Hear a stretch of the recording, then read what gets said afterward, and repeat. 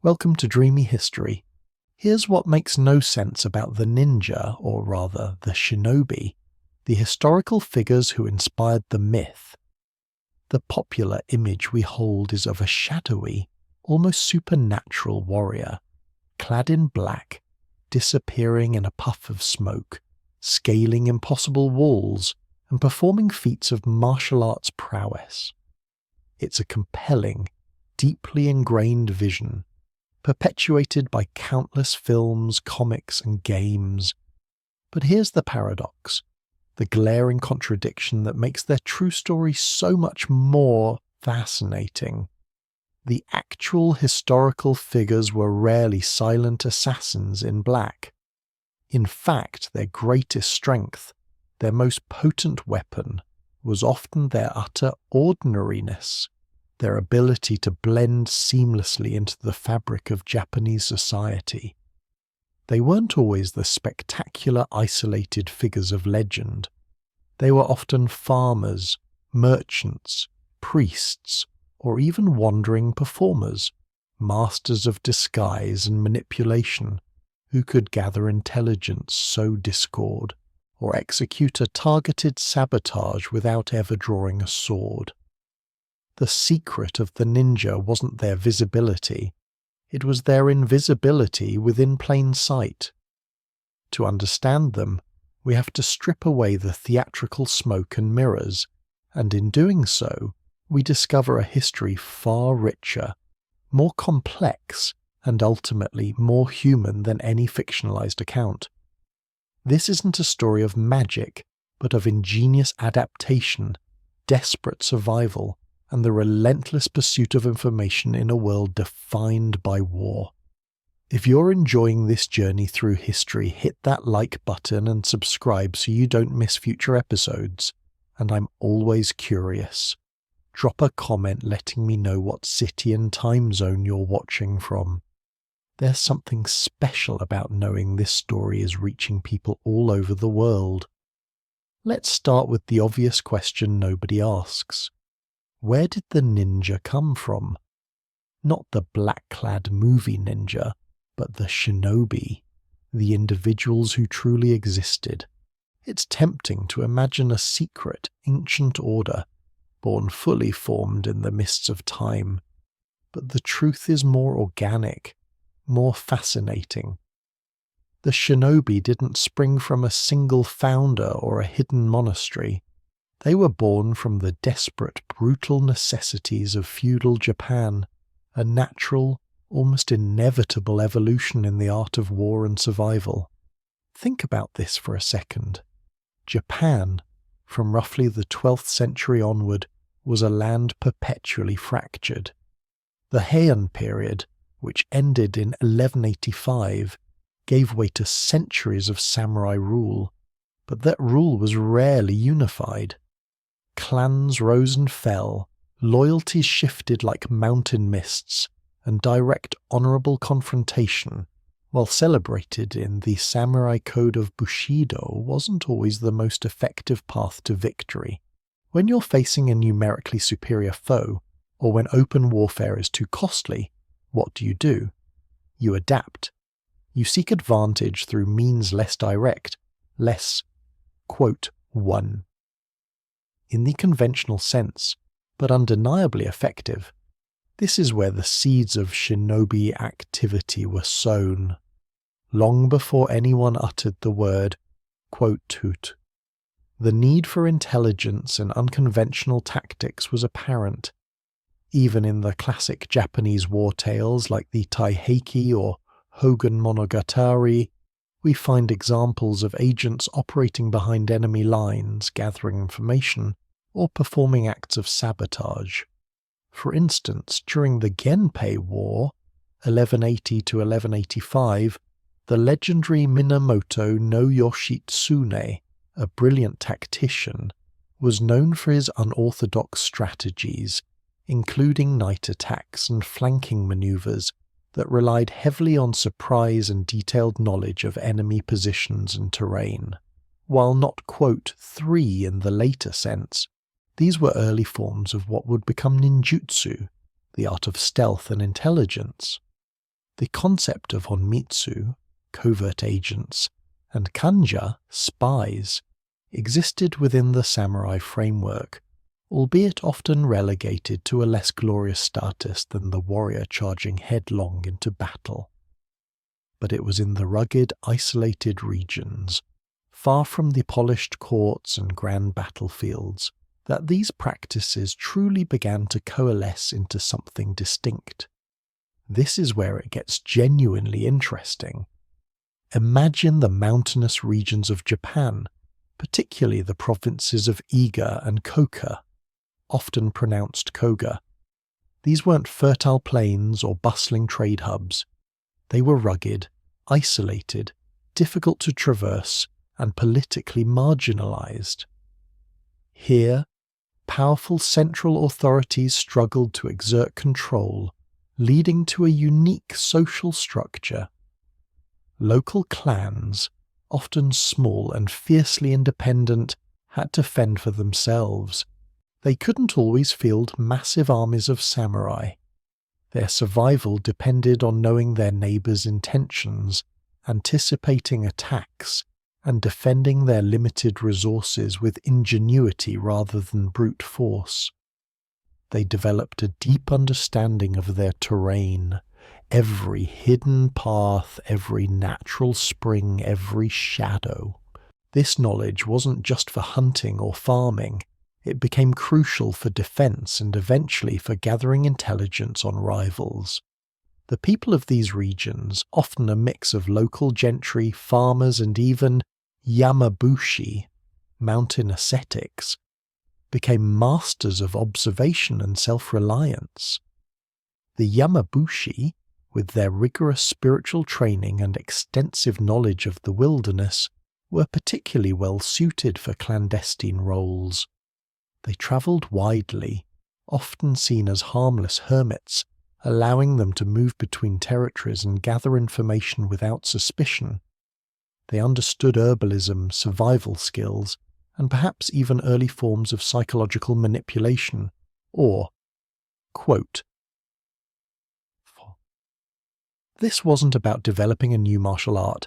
It was about compiling a comprehensive set of skills, from disguise and eavesdropping to navigation and psychological tactics, necessary to survive in a constantly shifting, dangerous landscape."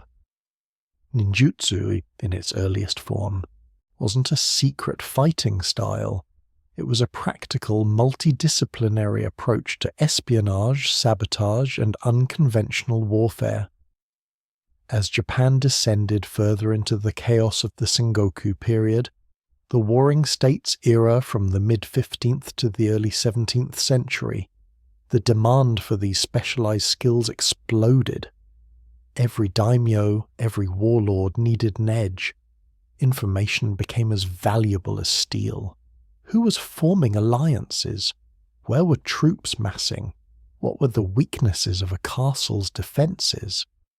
The isolated communities of Iga and Koka, having honed these skills for generations out of necessity, found themselves perfectly positioned to provide this expertise.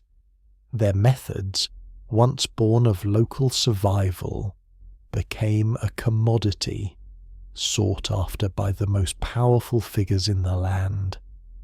This shift marked the true professionalization of the shinobi, transforming them from informal spies into recognized, if often shadowy, specialists. And we're only getting started. The unique social and geographical isolation of places like Iga and Koka didn't just foster these skills, it led to the development of entire communities dedicated to these covert arts.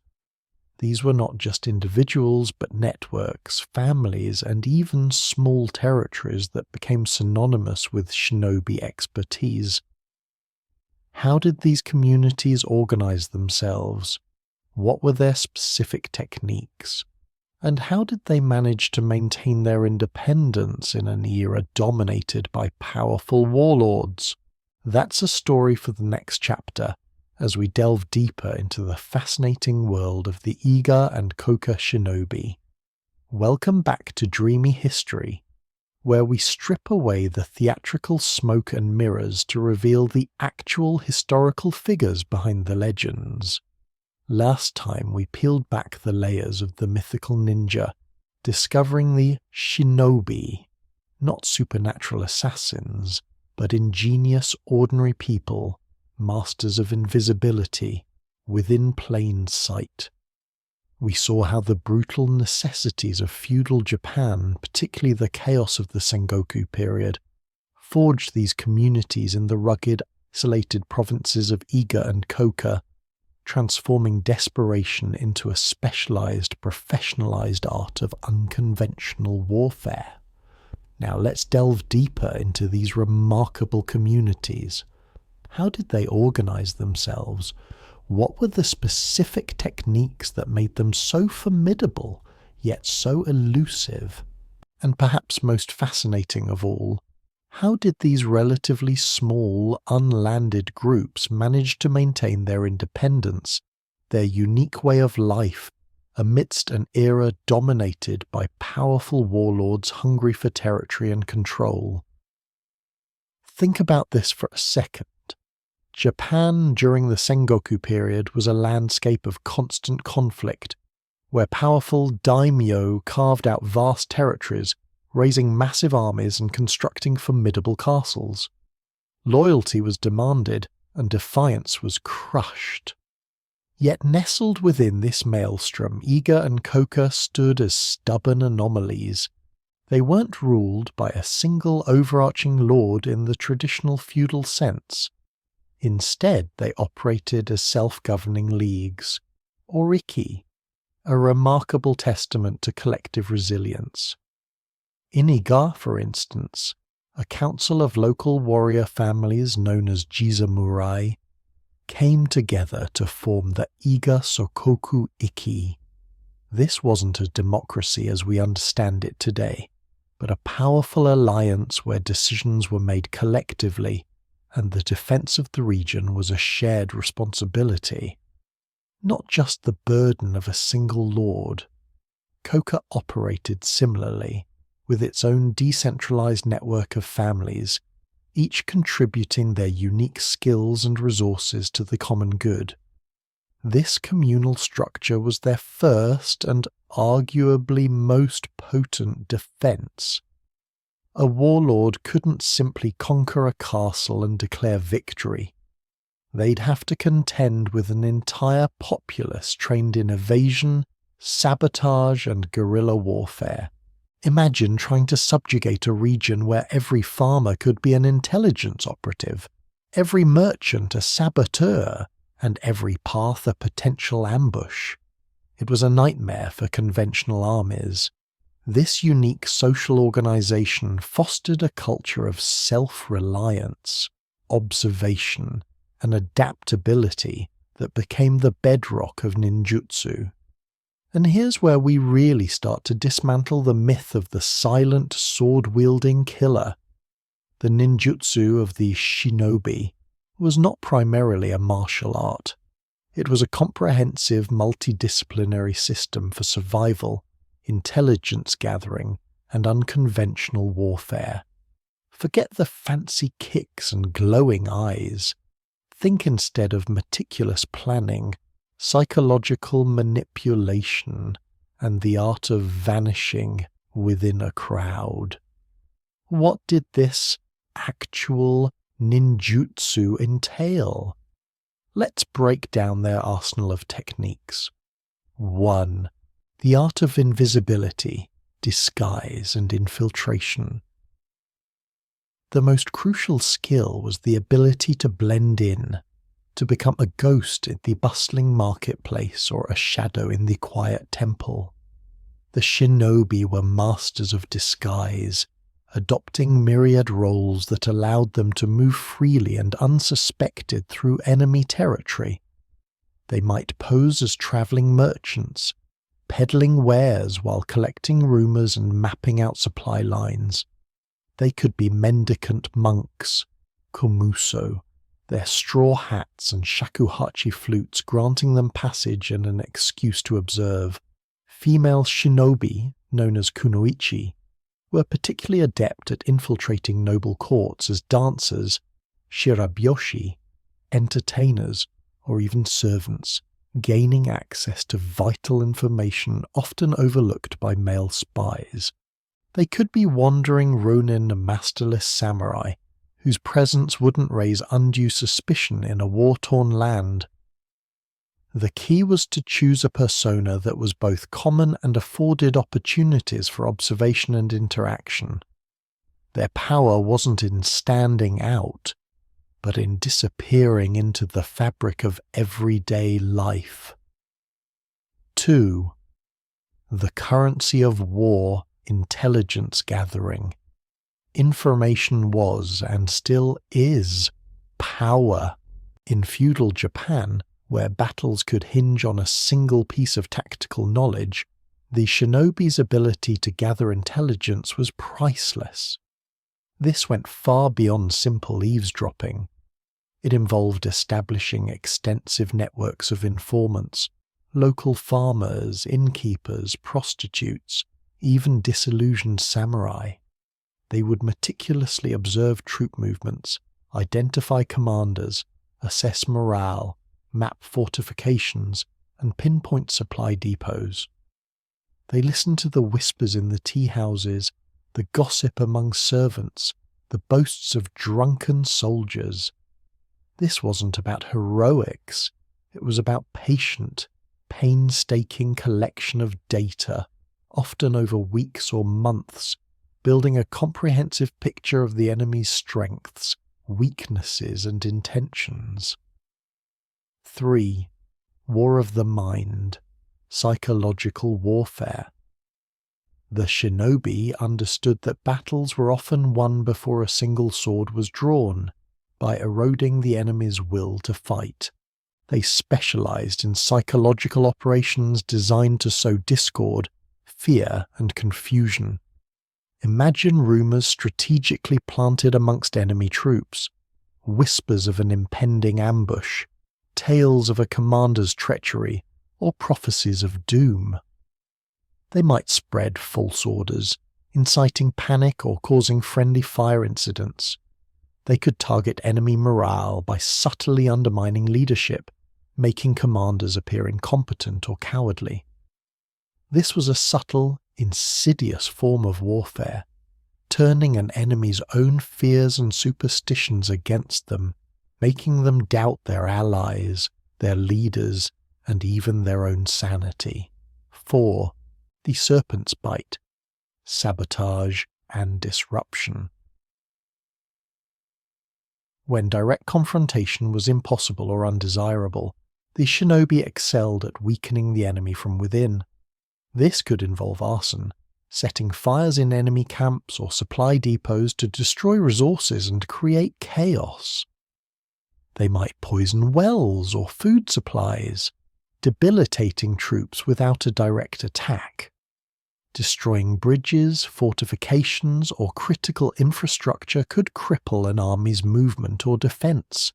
These weren't grand, heroic acts, but calculated, precise strikes aimed at maximum disruption with minimal risk to the operative. A single shinobi could cause more damage to a supply line than a small company of samurai, and often with far less detection.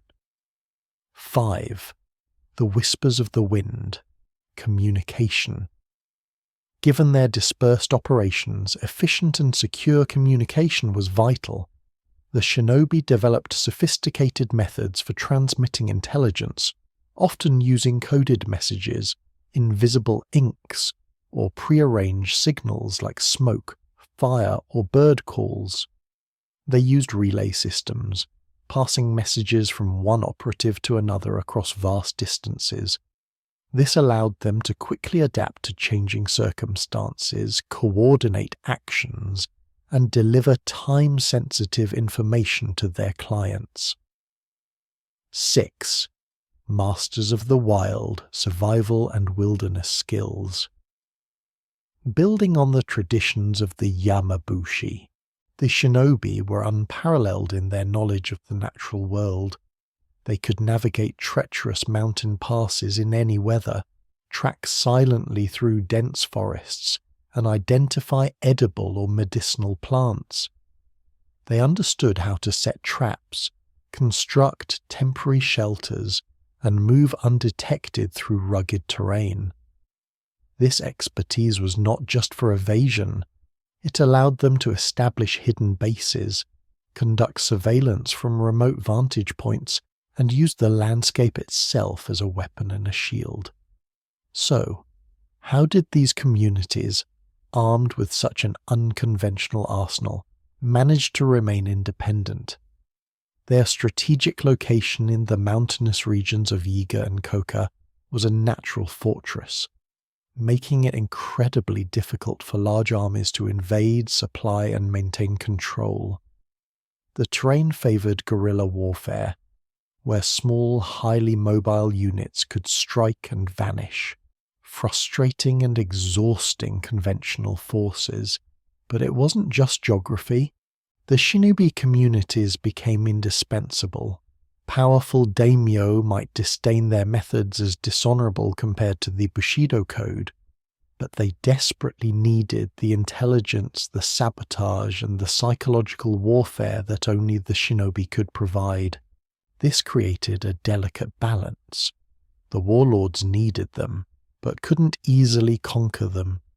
The shinobi cleverly exploited this, often offering their services to multiple warring factions, playing them against each other, ensuring that no single power became strong enough to truly threaten their autonomy. They were mercenaries of information and unconventional warfare, but mercenaries who maintained fierce loyalty to their own communities above all else. Their reputation, too, became a powerful deterrent. The very mystique that would later be distorted into myth served a practical purpose. The idea of shadowy figures who could appear and disappear at will, who could infiltrate any stronghold and sow chaos with unseen hands, instilled a potent fear in their enemies. This fear, often exaggerated by the shinobi themselves through strategic whispers and psychological operations, made potential invaders think twice. Conquering Iga or Koka wouldn't be a glorious battle. It would be a costly, drawn-out nightmare against an enemy that refused to fight on conventional terms. The shinobi were not just warriors. They were survivalists, psychologists, engineers, and spies, all rolled into one. They were the ultimate adapters, forged in the crucible of war, who understood that true power lay not in brute force, but in knowledge, deception, and the ability to turn an enemy's own world against them. They were the invisible hand shaping the tides of war, their true strength lying in their ordinariness, their ability to be anyone, anywhere, and nowhere at all, and we're only getting started. As the Sengoku period raged on, the demand for their unique skills intensified, leading to even more sophisticated techniques and eventually a direct confrontation with one of Japan's most formidable unifiers. But that, my friends, is a story for our next chapter. The demand for the services of the shinobi wasn't a static thing. It was a hungry beast growing ever more ravenous as the Sengoku period spiraled into deeper chaos. Warlords, daimyo, with grand ambitions and even grander armies, found themselves in a perpetual chess match where information was the ultimate weapon. They needed eyes and ears where their samurai couldn't go, hands that could strike without leaving a trace, and minds that could unravel the intricate webs of loyalty and betrayal. This wasn't just about sending a lone figure to scout an enemy camp anymore. The stakes were higher, the players more ruthless, and the game infinitely more complex. Consequently, the techniques of ninjutsu had to evolve to become more sophisticated, more insidious. Think about this for a second. If your entire livelihood, your very survival, depends on your ability to gather intelligence and execute covert operations. How do you refine those skills? You don't just get better at hiding. You get better at understanding the human mind, at exploiting its weaknesses, at manipulating perception. We're talking about intelligence gathering that went far beyond casual observation. The shinobi developed extensive multi-layered networks of informants. Imagine a farmer in one province, a merchant travelling between domains, a temple acolyte, or even a courtesan in a lord's castle, all, perhaps unknowingly, feeding scraps of information into a central web. The shinobi weren't just collecting facts, they were analysing patterns, discerning intentions, predicting movements. They became masters of what we would today call strategic intelligence, identifying the true power brokers, the potential defectors, the vulnerable supply lines. This wasn't about flashy acrobatics, it was about the quiet, relentless accumulation and interpretation of data. And with this deeper understanding came a more potent form of psychological warfare. Rumours weren't just spread, they were crafted. They were designed to sow specific seeds of doubt, to undermine specific loyalties, to exploit existing rivalries within an enemy's ranks. Imagine a carefully planted whisper about a general's greed, a daimyo's waning health, or a perceived slight against a crucial ally. These weren't random acts, they were precise surgical strikes against the enemy's morale and cohesion. The shinobi understood that a unified army could be broken not just by steel, but by suspicion and fear. Sabotage, too, became more refined. It wasn't always about burning down a granary, though that remained a devastating tactic. It could be the subtle poisoning of a well, disrupting a crucial supply route by felling trees in a mountain pass, or even the strategic assassination of a specific high-value target. Not a direct combat engagement, but a quiet, unseen elimination designed to decapitate leadership or create a power vacuum.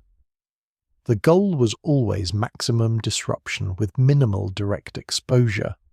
It was about making the enemy's world unravel from within. Their mastery of disguise deepened. It wasn't just about putting on a different set of clothes. It was about adopting an entirely new persona, complete with dialect, mannerisms, and a plausible backstory that could withstand scrutiny. A shinobi might spend months, even years, embedded within an enemy domain, working as a servant, a craftsman, or a performer, slowly gathering information, building trust, and waiting for the opportune moment to act. Their quote 6 wasn't magic. It was the ultimate act of blending, becoming so utterly unremarkable that they ceased to exist as a threat in the eyes of their targets. But how were these incredibly diverse and complex skills passed down? Forget the images of formal dojos with masters teaching elaborate ninjutsu katas. That's largely a modern invention. In the isolated communities of Iga and Koka, training was organic, practical, and often generational. Children grew up learning the skills of their parents and clan members, not in a structured classroom, but through observation, apprenticeship, and necessity. A child might learn tracking by helping a hunter, disguise by accompanying a merchant, or observation by simply being told to pay attention to everything around them. The famous Densho, the secret scrolls of ninjutsu, weren't martial arts manuals in the traditional sense. They were more like encyclopedias of survival, collections of knowledge spanning herbalism, meteorology, strategy, espionage tradecraft, disguise techniques, and philosophical principles. They were practical guides, constantly updated with new insights and experiences, fiercely guarded secrets that represented the accumulated wisdom of generations. These were not about teaching someone to fight like a ninja. They were about teaching someone to think like a shinobi, to adapt, to observe, to survive. This escalating sophistication set the stage for one of the most dramatic confrontations in shinobi history. As the 16th century wore on, the fragmented landscape of feudal Japan began to shift under the iron will of a man determined to unify it all: Oda Nobunaga. Nobunaga was a force of nature, a brilliant but utterly ruthless tactician who embraced innovation and despised tradition when it stood in his way.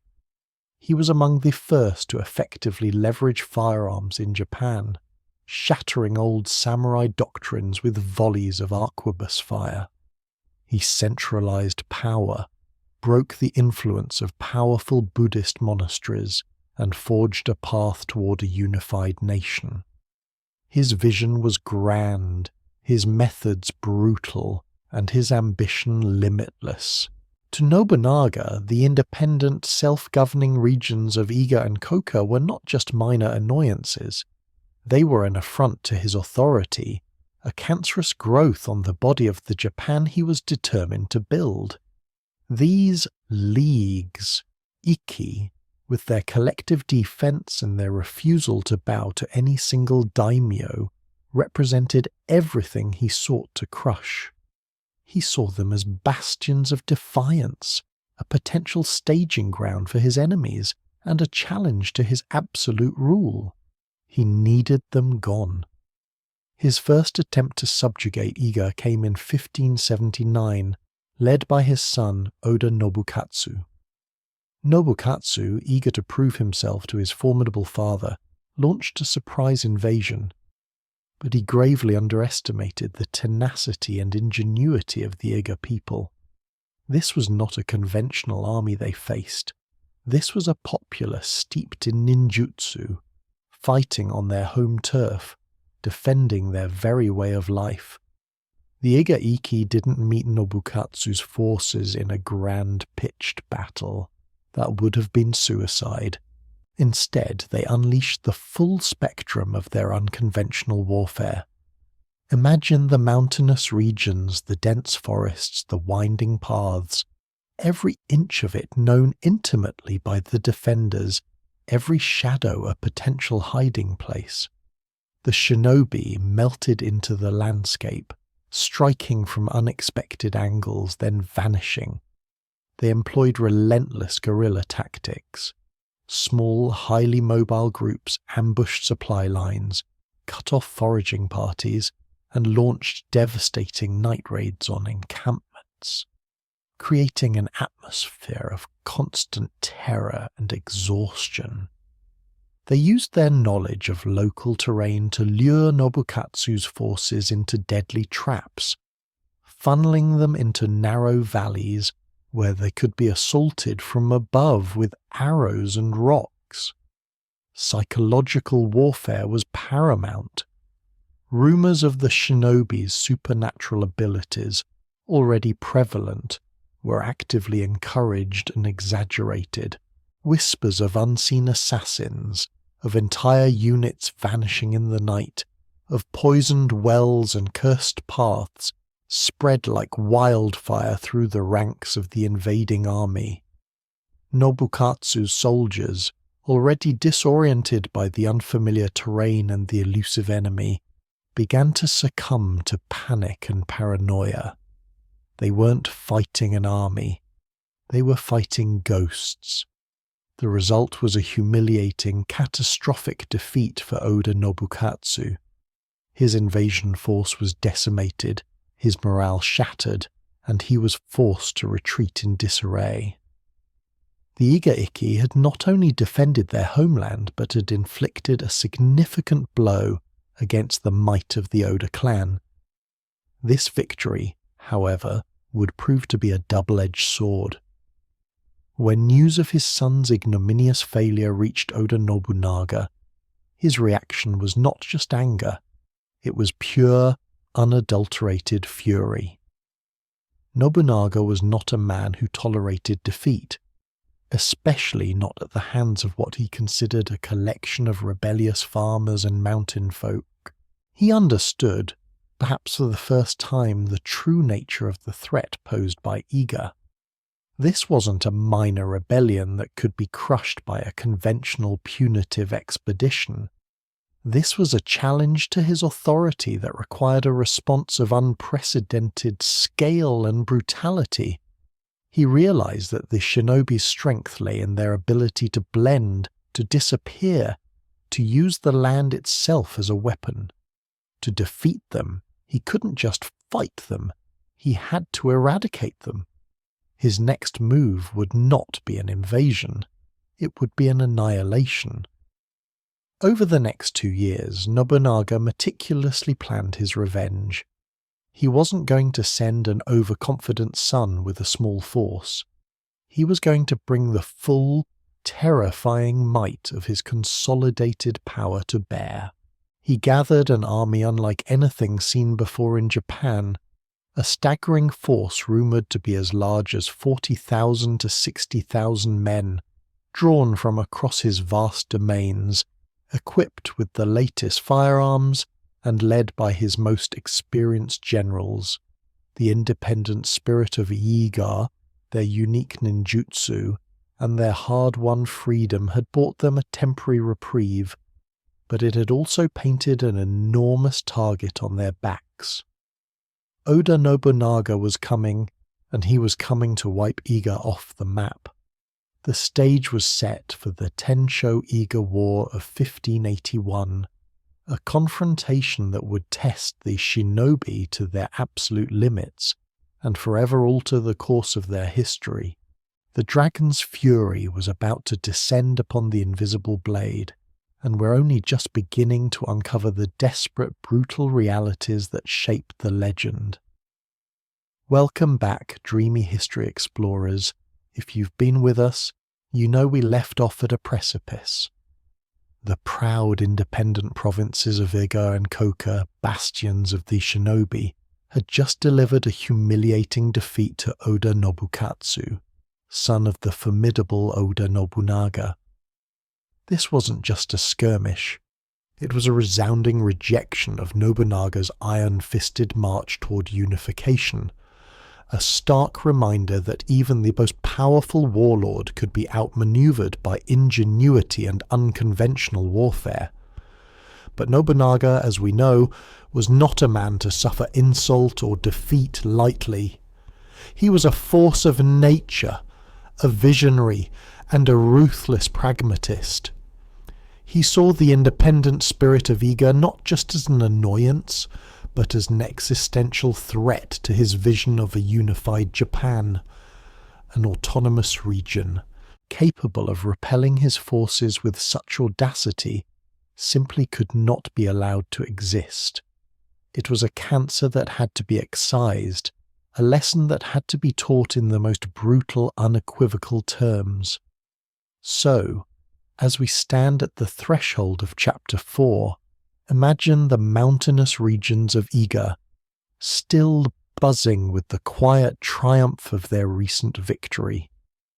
The shinobi, and their communities perhaps, felt a renewed sense of confidence, a belief that their unique blend of guerrilla tactics, intelligence, and psychological warfare could continue to hold the line against any invader.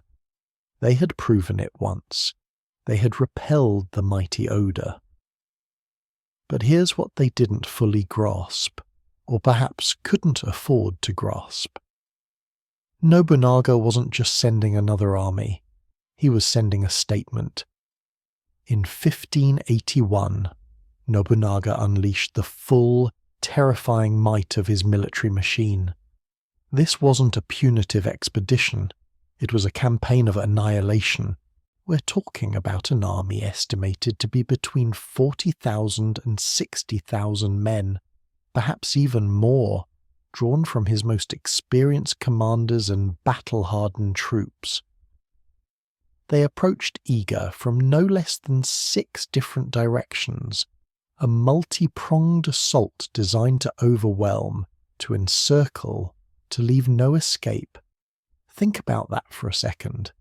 A small, rugged province, home to perhaps a few tens of thousands of people, facing down an army that dwarfed its entire population. The odds were not just stacked, they were completely inverted. This was the Tensho-Iga War, and it was a crucible for the shinobi. The shinobi of Iga and Koka, despite their brilliance, were not a standing army. They were farmers, merchants, priests, artisans, people who, when necessary, could become exceptional warriors and intelligence operatives. Their strength lay in their terrain, their knowledge of the land, their ability to vanish and strike from the shadows. But against such a colossal professional force, even their legendary skills were severely tested. We often imagine the ninja as invincible, capable of single-handedly dispatching scores of samurai. But that's the myth, isn't it? The reality was far more desperate, far more human. The shinobi fought with every ounce of their ingenuity. They set ambushes in narrow mountain passes, utilizing their knowledge of the terrain to create choke points. They employed their signature booby traps, hidden pits, sharpened bamboo stakes, tripwires designed to sow chaos and fear. They launched night raids, attempting to disrupt supply lines and assassinate key commanders, hoping to replicate the psychological impact that had routed Nobukatsu's forces. Imagine this scene.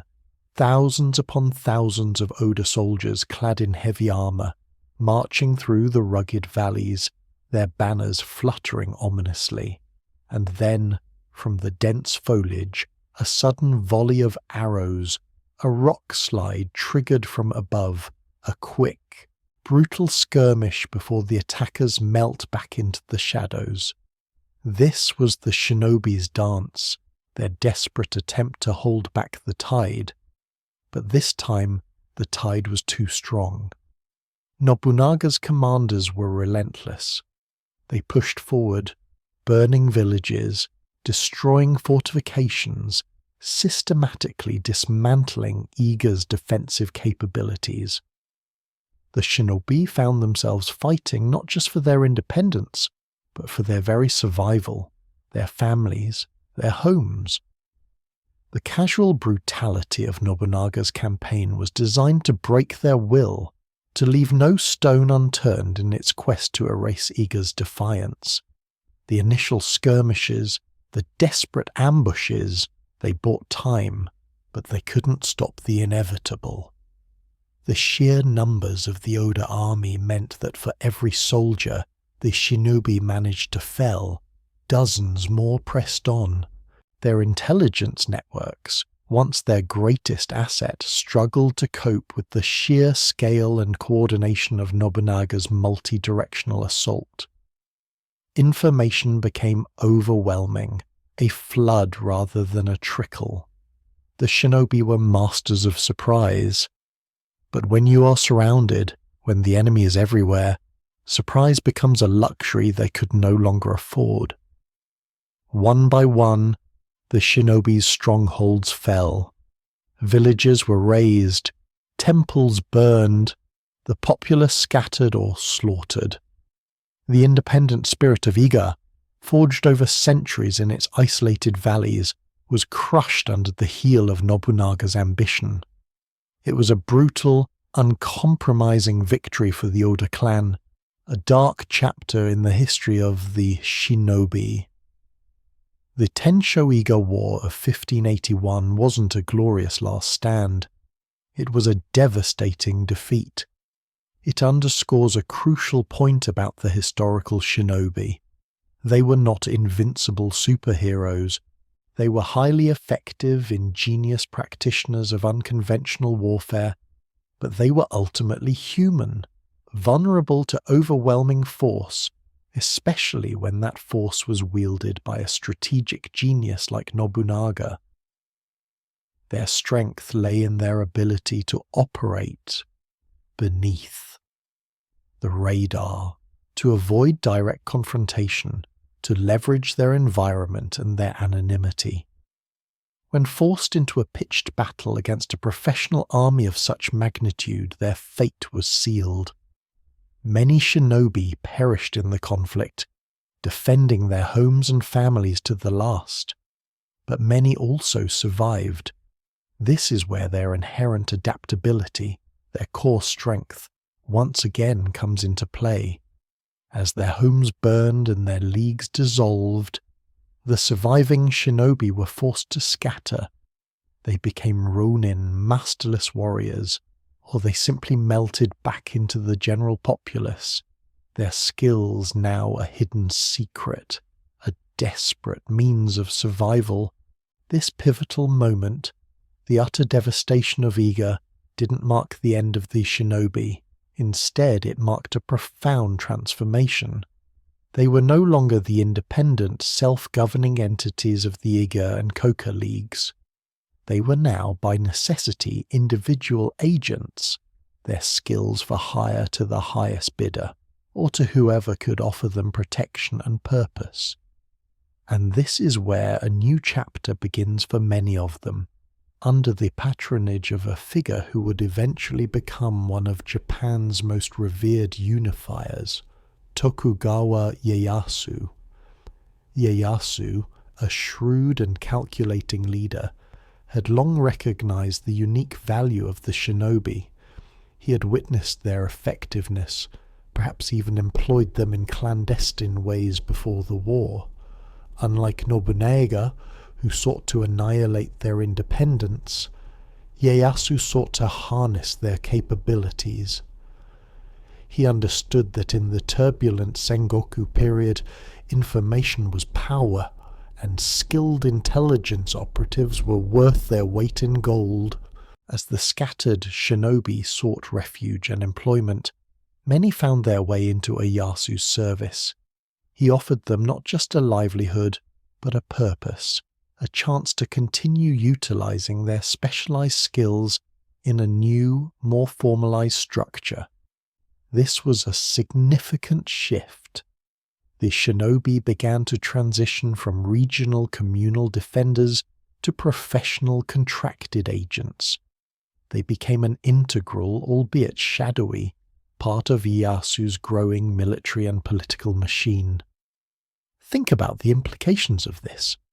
Before, their loyalty was primarily to their community, their uyaki, their way of life. Now, their loyalty was often directed towards a specific daimyo, a lord who employed them. They still maintained their secrecy, their specialized training, their multidisciplinary approach to espionage and unconventional warfare, but their operations were now directed, their targets chosen by their patron. Under Ieyasu, the shinobi performed a myriad of crucial tasks. They continued their intelligence gathering, infiltrating enemy territories as merchants, monks, or even entertainers, collecting vital information on troop movements, supply lines, and internal dissensions. They conducted counterintelligence, rooting out enemy spies within Ieyasu's own domains. They engaged in sabotage, undermining enemy fortifications, disrupting logistics, and sowing discord. Perhaps one of their most famous roles under Ieyasu was as his personal security detail and vanguard. We see instances where shinobi were employed as bodyguards, their expertise in evasion and silent movement making them ideal for protecting a lord in dangerous times. They were the eyes and ears, the unseen protectors, always anticipating threats, always prepared for the unexpected. This period, post-Tensho Iga War, saw the professionalization of the shinobi. Their unique ninjutsu became a commodity, a highly specialized service. It's during this time that the reputation of the shinobi solidified. even as their true nature became more obscured by the necessity of secrecy and the burgeoning legends surrounding their exploits. They were no longer just the invisible people of Iga and Koka. They were the shadows of the powerful, an indispensable tool for those who sought to unify and control Japan. The shinobi played a quiet yet profoundly significant role in the events leading to the establishment of the Tokugawa shogunate in 1603. Their intelligence, their ability to conduct covert operations, and their unwavering loyalty to Ieyasu in critical moments, such as the Battle of Sekigahara in 1600, where Ieyasu cemented his control over Japan, were instrumental. They were the unseen gears in the vast machinery of war and statecraft. But as Japan entered a period of unprecedented peace under the Tokugawa shogunate, the need for such highly specialized, unconventional warriors began to wane. The era of constant warfare, which had given birth to the shinobi, was coming to an end. Their skills, once vital for survival and conquest, slowly became less critical in a society striving for stability and order. This is where we begin to see the historical shinobi fade into the background, their true identities lost to the annals of history, their deeds becoming the stuff of legend. The secrecy that was their greatest asset also became their ultimate undoing in terms of historical clarity. As the need for actual covert agents diminished, the popular imagination began to fill the void, embellishing their exploits, transforming them from ordinary people doing extraordinary things into the black-clad superhuman figures we recognize today. The Tensho-Iga War was a tragic turning point, yes, but it was also a testament to the enduring adaptability of the shinobi. They survived, they evolved, and they continued to shape history from the shadows, proving that even in defeat, their spirit of ingenuity and resilience could not be extinguished. We are only just beginning to uncover the full extent of their influence. And there's so much more to explore. Welcome back to Dreamy History, where we continue to peel back the layers of myth surrounding the most misunderstood figures in Japanese history. We've seen the shinobi evolve from independent, desperate survivalists in the rugged Iga and Koka provinces to the professional, albeit shadowy, agents of Tokugawa Ieyasu. Their defeat at the hands of Oda Nobunaga was a cataclysm that scattered their communities, but also, paradoxically, secured their future, albeit in a drastically altered form. Now, as Japan moved from the brutal chaos of the Sengoku period into the relative calm of the Tokugawa shogunate, the stage was set for another profound transformation of the shinobi. This wasn't a sudden dramatic shift like the Tensho-Iga War. No, this was a slow, creeping evolution, driven by the changing needs of a unified nation, and, perhaps most ironically, by the very peace they helped to secure. This is where the actual history of the shinobi begins to diverge wildly from the popular image, eventually giving birth to the legend we know today. Think about this for a second. Japan is unified.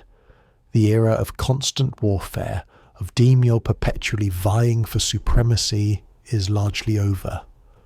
What happens to the masters of unconventional warfare, of sabotage, of intelligence gathering, when there are fewer open battles to fight? Do they simply fade away?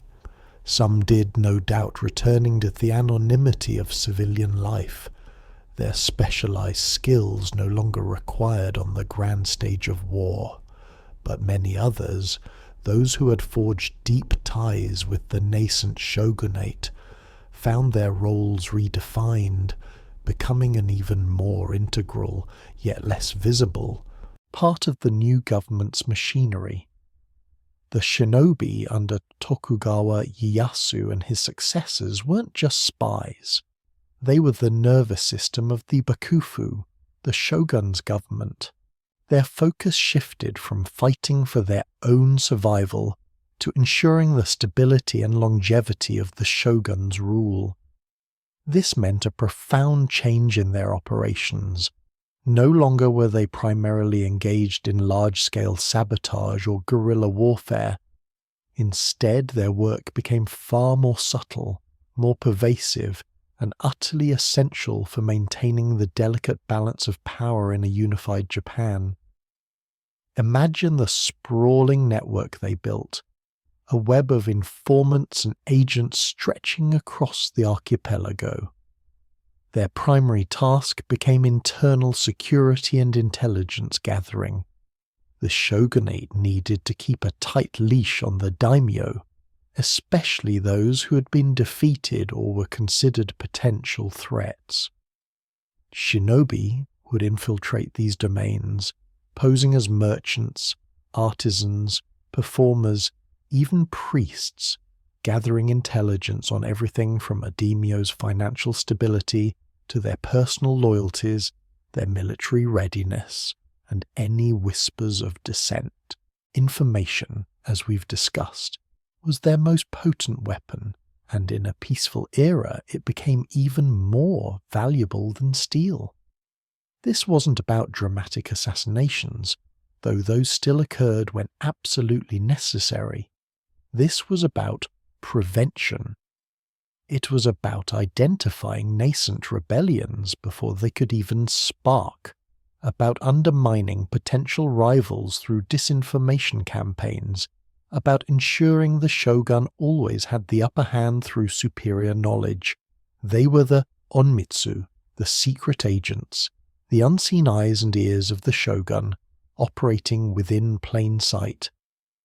Consider the role of the kunoichi, the female shinobi, during this period.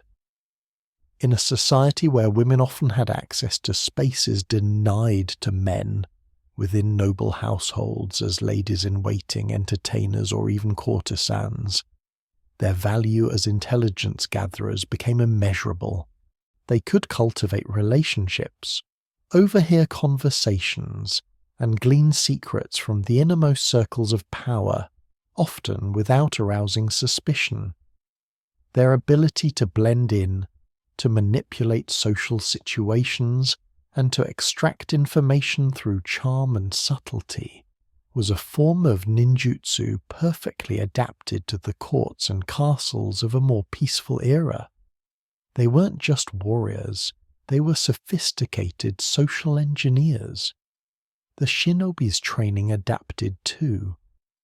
While physical prowess and survival skills remained fundamental, the emphasis shifted significantly towards mastery of disguise, linguistics, social psychology, and information management. They became experts in forging documents, creating convincing backstories, and understanding local customs and dialects. Their ninjutsu was no longer just about stealth and combat. It was about the art of being nobody and everybody at once, of becoming a chameleon in the complex social fabric of Tokugawa Japan. They also played a crucial role in counterintelligence. The shogunate, keenly aware of the power of information, employed shinobi to detect and neutralize rival spy networks. They would monitor foreign traders, religious sects, and any groups that might challenge the shogun's authority. Their methods were often ruthless, but always pragmatic, driven by the overarching goal of maintaining stability. They were the silent guardians of the Tokugawa peace, and for nearly 250 years, their unseen efforts helped keep the nation unified. But here's the profound paradox, the great irony that ultimately led to their transformation into myth. Their very effectiveness and secrecy ensured their historical obscurity. The shinobi were designed to be invisible. Their greatest successes were the events that never happened, the rebellions that were quashed before they began, the plots that were uncovered and neutralized in the shadows.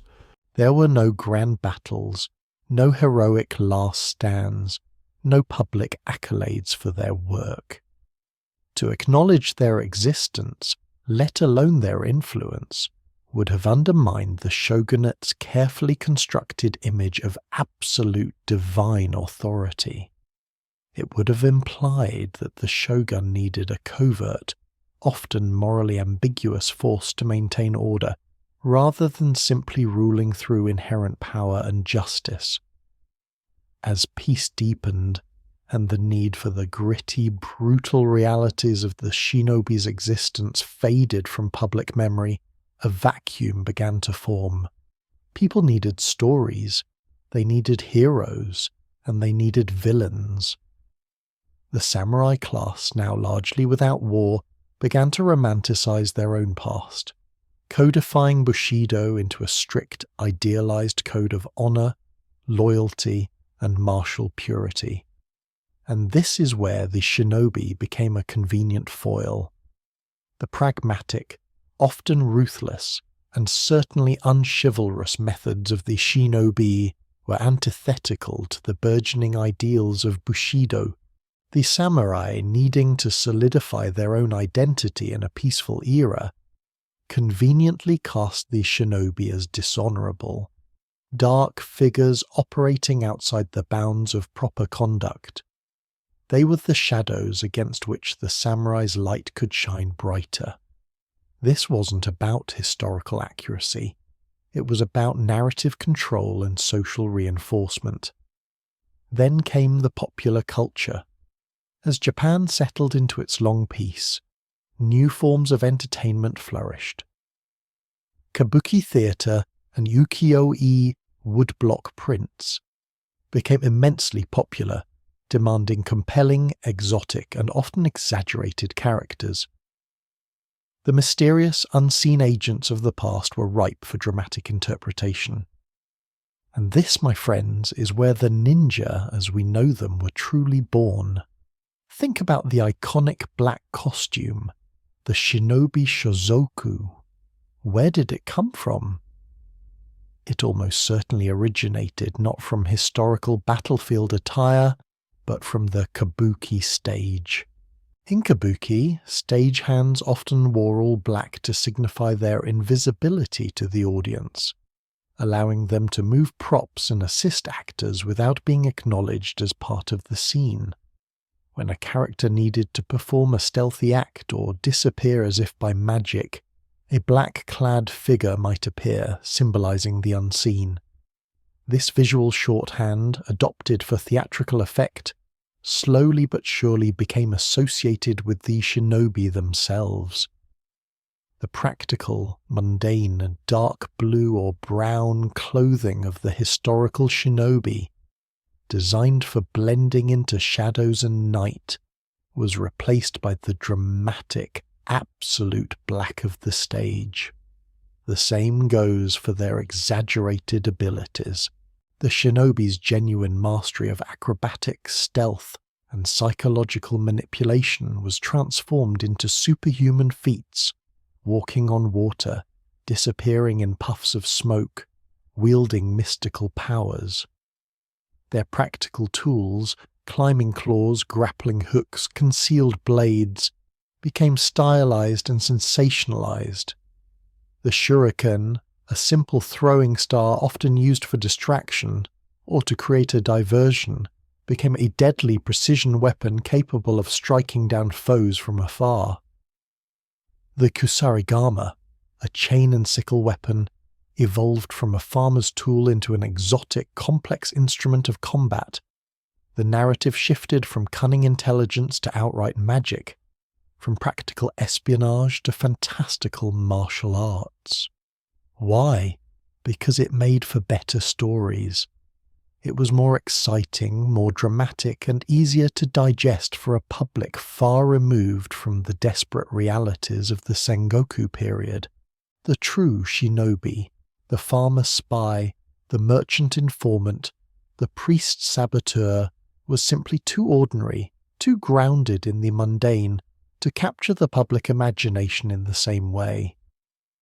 The shogunate, for its part, had no incentive to correct these popular misconceptions. In fact, it was probably beneficial. The myth of the ninja as a dark, supernatural, and ultimately vanquished force served to further distance the public from the reality of the Bakufu's own covert operations. It allowed the real Onmitsu to continue their work in the shadows, their true nature obscured by layers of theatrical smoke and mirrors. So, the shinobi of history, the ingenious adapters, the masters of information and survival, faded into obscurity, their legacy co-opted and distorted by the very peace they helped usher in. They became a blank canvas upon which a nation, grappling with its own identity in a new era, projected its fears, its fascination with the unknown, and its need for dramatic narratives. The Quote 11 as we know them today are not historical figures, they are cultural constructs, a powerful and enduring testament to the human desire for mystery and spectacle. And we're only just beginning to truly understand the depth of that transformation. In the next chapter, we'll dive deeper into the specific ways these myths took hold and what they reveal not just about the shinobi, but about the societies that created them. Welcome back to Dreamy History, where we peel back the layers of myth to reveal the intricate, often surprising truths beneath.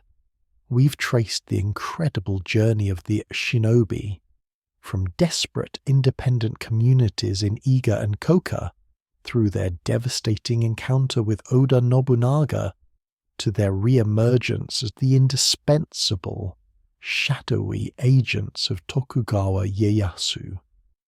We saw how they became the nervous system of a unified Japan, adapting, surviving, and ultimately fading into obscurity as peace settled over the land. But obscurity, as we're about to discover, is not the same as disappearance. The shinobi didn't vanish, they were transformed. Their practical, gritty reality was too subtle, too ordinary, perhaps even too inconvenient for the popular imagination of a nation settling into a long period of peace. And so, in the vacuum left by their historical silence, a new figure began to emerge, the mythical Quote 12. This wasn't a historical evolution. It was a cultural creation, born from the vibrant, often exaggerated world of Edo period entertainment and the political necessity of defining honour. So, how exactly did these myths take hold? How did the farmers, merchants and priests who mastered the art of information gathering and blending in become the black-clad, magic-wielding assassins of legend? We have to look to the stages and print shops of a peaceful, prosperous era for our answers. Let's start with the theatre, specifically kabuki. Emerging in the early 17th century, kabuki quickly became the dominant form of popular entertainment in Japan. It was vibrant, dramatic, often scandalous, and always larger than life. Think about this for a second. After centuries of civil war, suddenly the common people had a stable, relatively peaceful life, and they craved spectacle. They wanted heroes, villains, romance, and supernatural feats. The subtle art of espionage, the quiet infiltration, the patient intelligence gathering of the actual shinobi, that simply wasn't dramatic enough for the kabuki stage.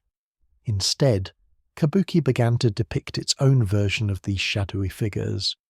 We see them, often in plays featuring historical events or adapted folk tales, performing impossible feats. They could vanish in a puff of smoke, scale castle walls with impossible ease, wield exotic weapons, and even employ rudimentary magic. Think stage illusions rather than actual sorcery. But the effect on the audience was the same. These were not the grounded, adaptable survivalists of Ega. These were theatrical anti-heroes, designed to thrill and entertain. And here's where one of the most enduring myths about the ninja truly takes root: the iconic black costume. If you close your eyes and imagine a ninja, what do you see? Almost certainly a figure shrouded head to toe in black, right? That image, so pervasive in our modern understanding, didn't come from historical accounts or shinobi manuals. It came from kabuki. On the kabuki stage, there were stagehands known as kuroko. These individuals, dressed entirely in black, were considered, quote, 15, quote, to the audience. Their job was to move props, assist actors, and facilitate quick scene changes or special effects within the performance. They were not characters, they were part of the stage machinery. However, when a playwright wanted to depict a character who needed to appear or disappear suddenly, or perform a stealthy action, they often had an actor dressed as a kuroko step into the scene, momentarily becoming a character. This created the illusion of a character who could appear from nowhere and vanish just as quickly. Now, imagine the audience's reaction. Here's a black-clad figure, performing incredible feats of stealth and disappearance. The connection was made. If you want to be invisible, you wear black. And so, the practical stage convention of the kuroko inadvertently gave birth to the enduring myth of the black-suited ninja.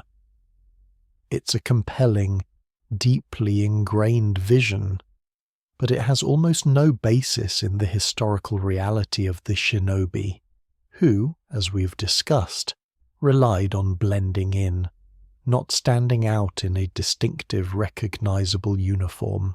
Their costume was whatever allowed them to be within plain sight, be it a farmer's tunic, a merchant's kimono, or a priest's robes. Alongside kabuki, another powerful medium was shaping the popular imagination: ukiyo-e prints. These quote 17 were immensely popular woodblock prints that depicted everything from famous actors and beautiful courtesans to landscapes, and yes, dramatic scenes from popular plays and folk tales. Ukiyo-e artists, drawing inspiration directly from kabuki performances and popular literature, began to visually reinforce the exaggerated image of the ninja. Through these prints, the black costume, the theatrical poses, the grappling hooks, the shuriken, which were more of a modern invention for entertainment than a common historical shinobi tool, and the dramatic, often magical actions were immortalized and distributed widely. For the common person who might not attend every kabuki play, an ukiyo-e print offered a vivid, accessible glimpse into this thrilling world. The visual language of the mythical ninja became standardized, disseminated, and deeply embedded in the cultural consciousness. It was a feedback loop. Kabuki created the theatrical image, ukiyo-e popularized it, and then kabuki would in turn draw inspiration from the increasingly popular ukiyo-e imagery. But these entertainment forms weren't just about thrills and spectacle. They also served a deeper societal purpose, particularly for the ruling samurai class. The Edo period, while peaceful, was also a time of rigid social hierarchy and intense pressure to maintain order and define identity. The samurai, no longer warriors on the battlefield, needed to justify their privileged position. This led to the formalization and idealization of Bushido, the way of the warrior, emphasizing honor, loyalty, courage, and a strict code of conduct. Think about what Bushido championed: direct confrontation, open loyalty, honorable death, the blade as an extension of the soul. Now compare that to the actual shinobi, masters of deception, stealth, disguise, infiltration, and sabotage.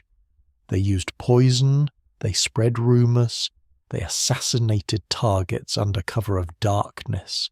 They blended into the enemy ranks. These were all tactics considered profoundly dishonorable by the emerging Bushido code. And here's where it gets genuinely interesting. The Quota 19 became the perfect foil for the samurai. The shinobi, with their effective but morally ambiguous methods, were the anti-samurai. By portraying the ninja as a shadowy, treacherous, and magically inclined figure who operated outside the bounds of honor, the samurai could, by contrast, elevate their own image. Their code of Bushido seemed all the more noble, all the more righteous when set against the quote 20 tactics of the ninja. The mythical ninja then wasn't just a fun character for a play, it was a narrative tool. It allowed the ruling class to solidify their own identity and values by creating a distinct, contrasting other. The very qualities that made the historical shinobi so effective, their ordinariness, their adaptability, their ability to be anyone, were stripped away and replaced with something exotic, dangerous, and safely relegated to the realm of fiction. It made them less real, less human, and therefore less of a threat to the established order's narrative of honor.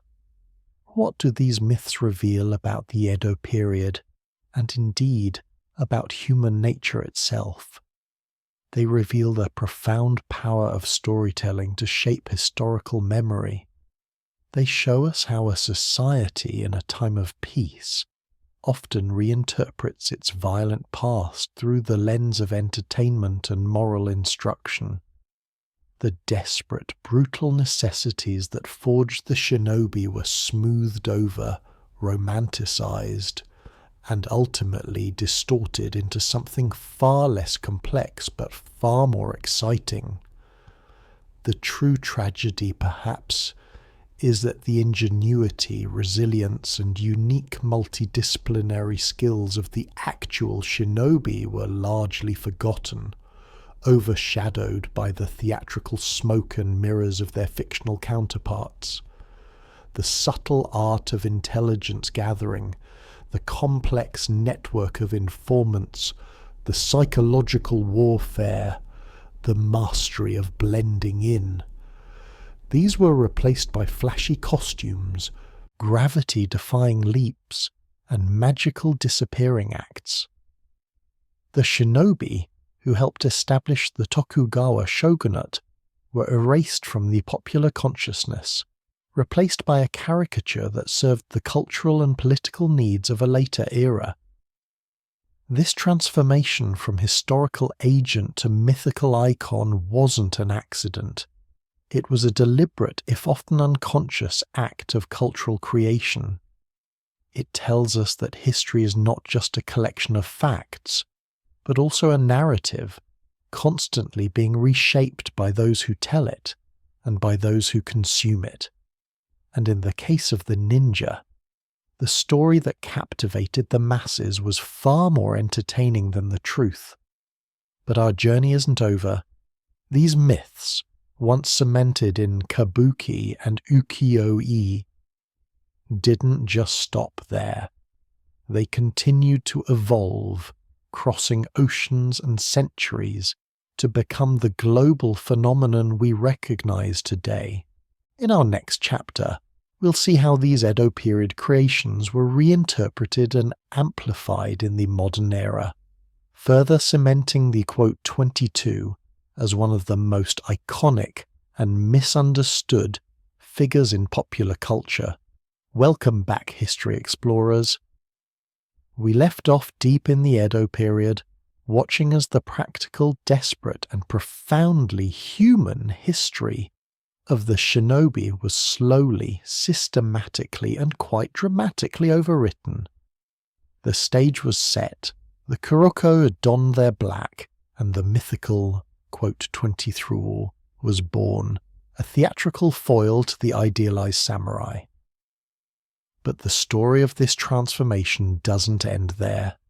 Oh no, that was just the opening act. Think about this for a second.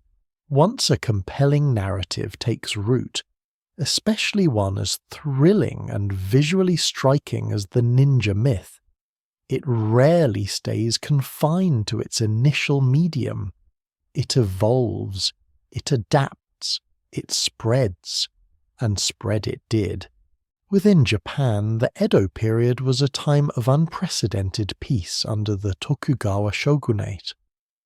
With the brutal wars largely over, the need for actual espionage and covert operations diminished, at least in the overt, battlefield-centric sense.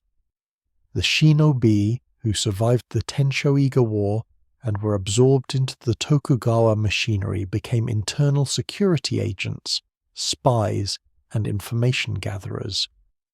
Their work was quieter, more bureaucratic, and even more invisible than before. They weren't scaling castle walls with grappling hooks. They were listening in tea houses, infiltrating merchant guilds, and watching for dissent. Their true purpose became to maintain the peace, which meant operating in the deepest shadows, leaving no trace, no legend. This very silence, this profound lack of public acknowledgement for their real work, created the perfect vacuum for fiction to fill, and fill it did, with gusto. The kabuki stage and ukiyo-e prints were merely the beginning. As literacy increased and publishing flourished, stories of the ninja found their way into popular novels, folk tales, and serialized adventure narratives.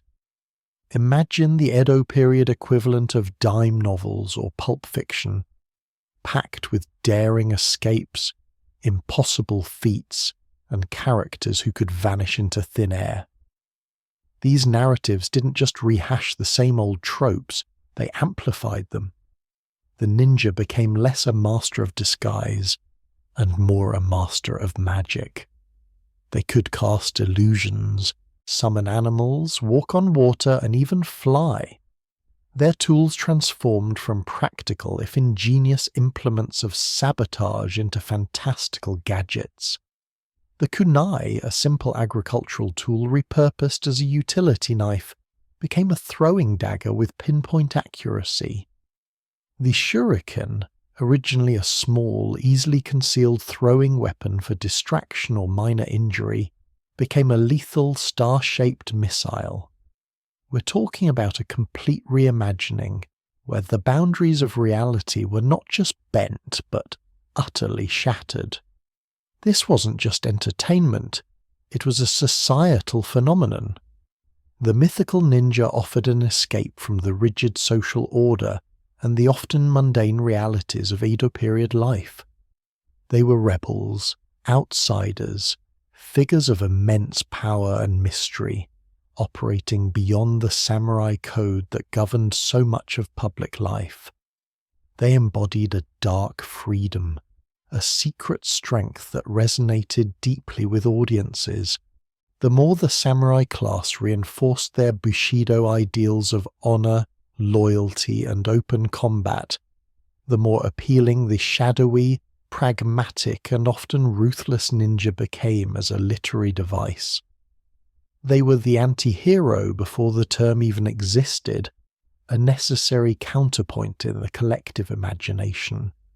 So, for centuries, within Japan, the historical shinobi remained buried under layers of theatrical smoke and literary embellishment. The descendants of Iga and Koka, if they still held any family knowledge, kept it to themselves, either out of a sense of duty to the shogunate, whose secrets they protected, or simply because the truth was far less glamorous, far less profitable, and perhaps even dangerous to reveal. The myth became the truth, and the truth became a forgotten whisper.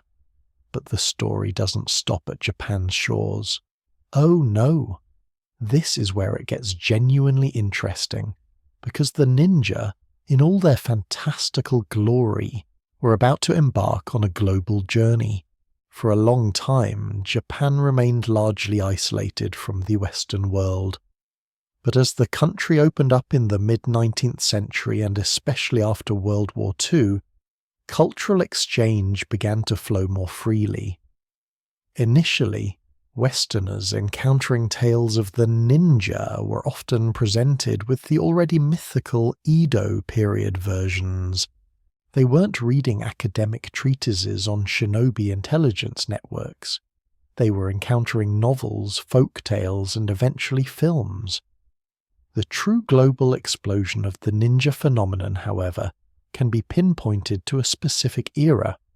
The martial arts boom of the 1970s and 80s.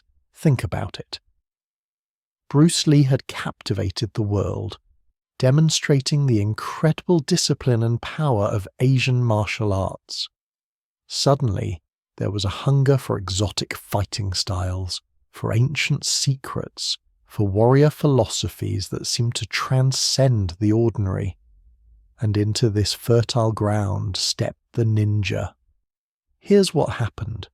Western writers, filmmakers, and martial arts practitioners, often with limited access to accurate historical sources and a keen eye for marketability, took the already exaggerated Japanese myths and cranked them up to 11. They saw the black costume, the mysterious origins, the exotic weapons, and the aura of invincibility, and they ran with it. Why bother with the nuanced reality of a farmer spy when you could have a silent assassin who could teleport, climb walls like a gecko, and dispatch entire armies with a flick of a wrist? Hollywood, in particular, seized upon the ninja with an almost frantic enthusiasm. We saw a proliferation of ninja movies, often low-budget, high-action affairs, featuring protagonists clad in black gi, wielding katanas and shuriken with impossible precision. These films rarely bothered with historical accuracy. Their goal was pure spectacle, pure escapism. The ninja became a symbol of cool, of deadly efficiency, of a mysterious Eastern power that was both feared and admired. Remember the key traits we discussed for the historical shinobi: blending in, gathering information, psychological warfare, sabotage, invisibility within plain sight. Now contrast that with the ninja of the 80s. These were not people blending in. These were people standing out in their iconic black outfits, often in neon-lit cities, openly defying gravity and common sense. Their invisibility was no longer about subterfuge, but about literal vanishing acts or moving so fast they were a blur. The influence wasn't just cinematic. Ninja toys, comic books, video games. Who among us didn't play Ninja Gaiden or Teenage Mutant Ninja Turtles? And Saturday morning cartoons flooded the market. The image became ubiquitous. The ninja were everywhere, from breakfast cereal boxes to pop songs. They were no longer just a Japanese myth. They were a global cultural icon, instantly recognizable, instantly understood. Even if that understanding was built on a foundation of pure fantasy. And this is where the paradox becomes even more profound. The very qualities that made the historical shinobi so effective, their ordinariness, their ability to be anyone, anywhere, were completely stripped away in their globalized mythical form. The black costume, which was a theatrical convention, became their defining characteristic. The mystical powers, which were literary flourishes, became their inherent abilities. The desperate, brutal necessities that forged them were replaced by a sleek, stylized, and utterly unrealistic martial arts prowess.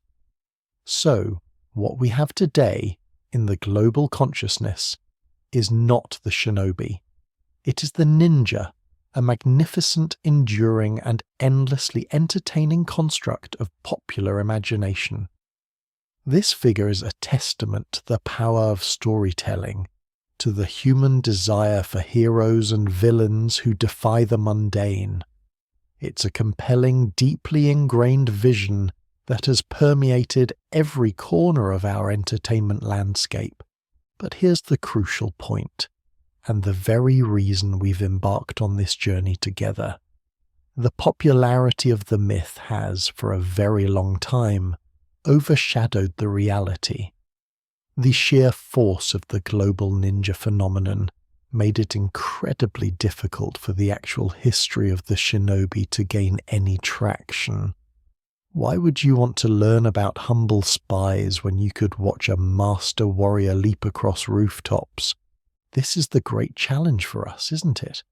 To peel back those layers of theatrical smoke, cinematic special effects, and childhood nostalgia. To appreciate the compelling power of the myth, yes, but also to understand what was lost beneath it. To see the ingenious, pragmatic, and incredibly resourceful individuals who were once the actual covert agents of feudal Japan. We've traced their evolution from desperate survivalists to professionalized agents, witnessed their struggle for independence, and then watched as their true story was systematically erased and replaced by a dazzling, fantastical caricature. Now, with the global stage set, we have to ask, what does it truly mean to reclaim this history? And how do we reconcile the thrilling fiction with the even more fascinating truth?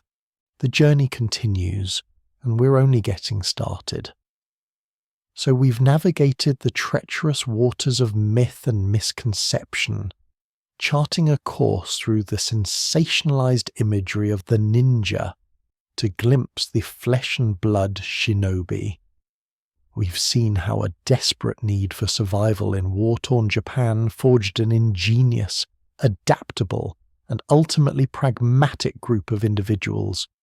We've watched them rise from the rugged, isolated provinces of Iga and Koka, defying powerful daimyo with their unconventional warfare, only to be crushed by overwhelming force and then, ironically, rise again as the silent architects of a new, unified Japan. But what do we do with this knowledge?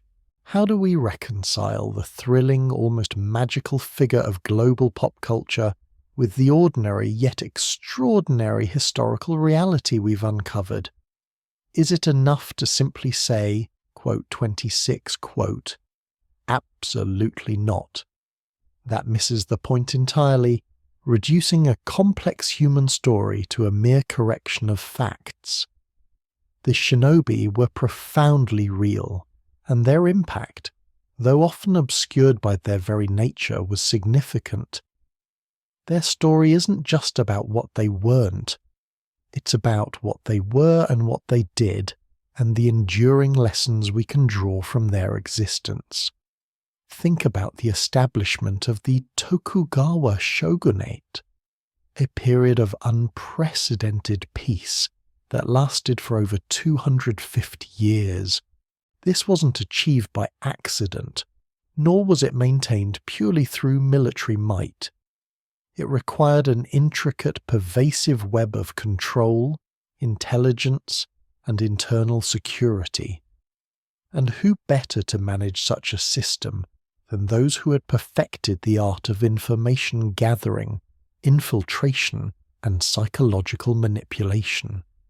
The surviving shinobi, the ones who pledged their loyalty to Tokugawa Ieyasu, became the unseen architects of this new order. Imagine the vast network they created, informants embedded in every major city, agents disguised as merchants travelling the Tokaido Road, others posing as Buddhist priests or wandering performers, their ears open to every whisper, every rumour, every sign of dissent. They weren't just spies, they were the eyes and ears of the shogunate, the silent guardians of stability. Think of the countless plots thwarted, the rebellions nipped in the bud, the vital intelligence that flowed into Edo Castle, all thanks to these operatives. They were the ultimate early warning system blending into every facet of society.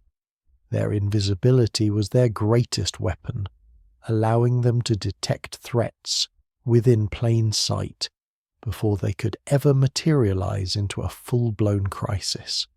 This was the true legacy of the shinobi in the Edo period.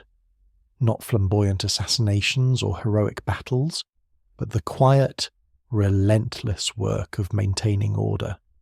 They were the masters of kagemusha, shadow warriors, not in the sense of body doubles, but in their ability to operate from the shadows, influencing events without ever being seen or credited.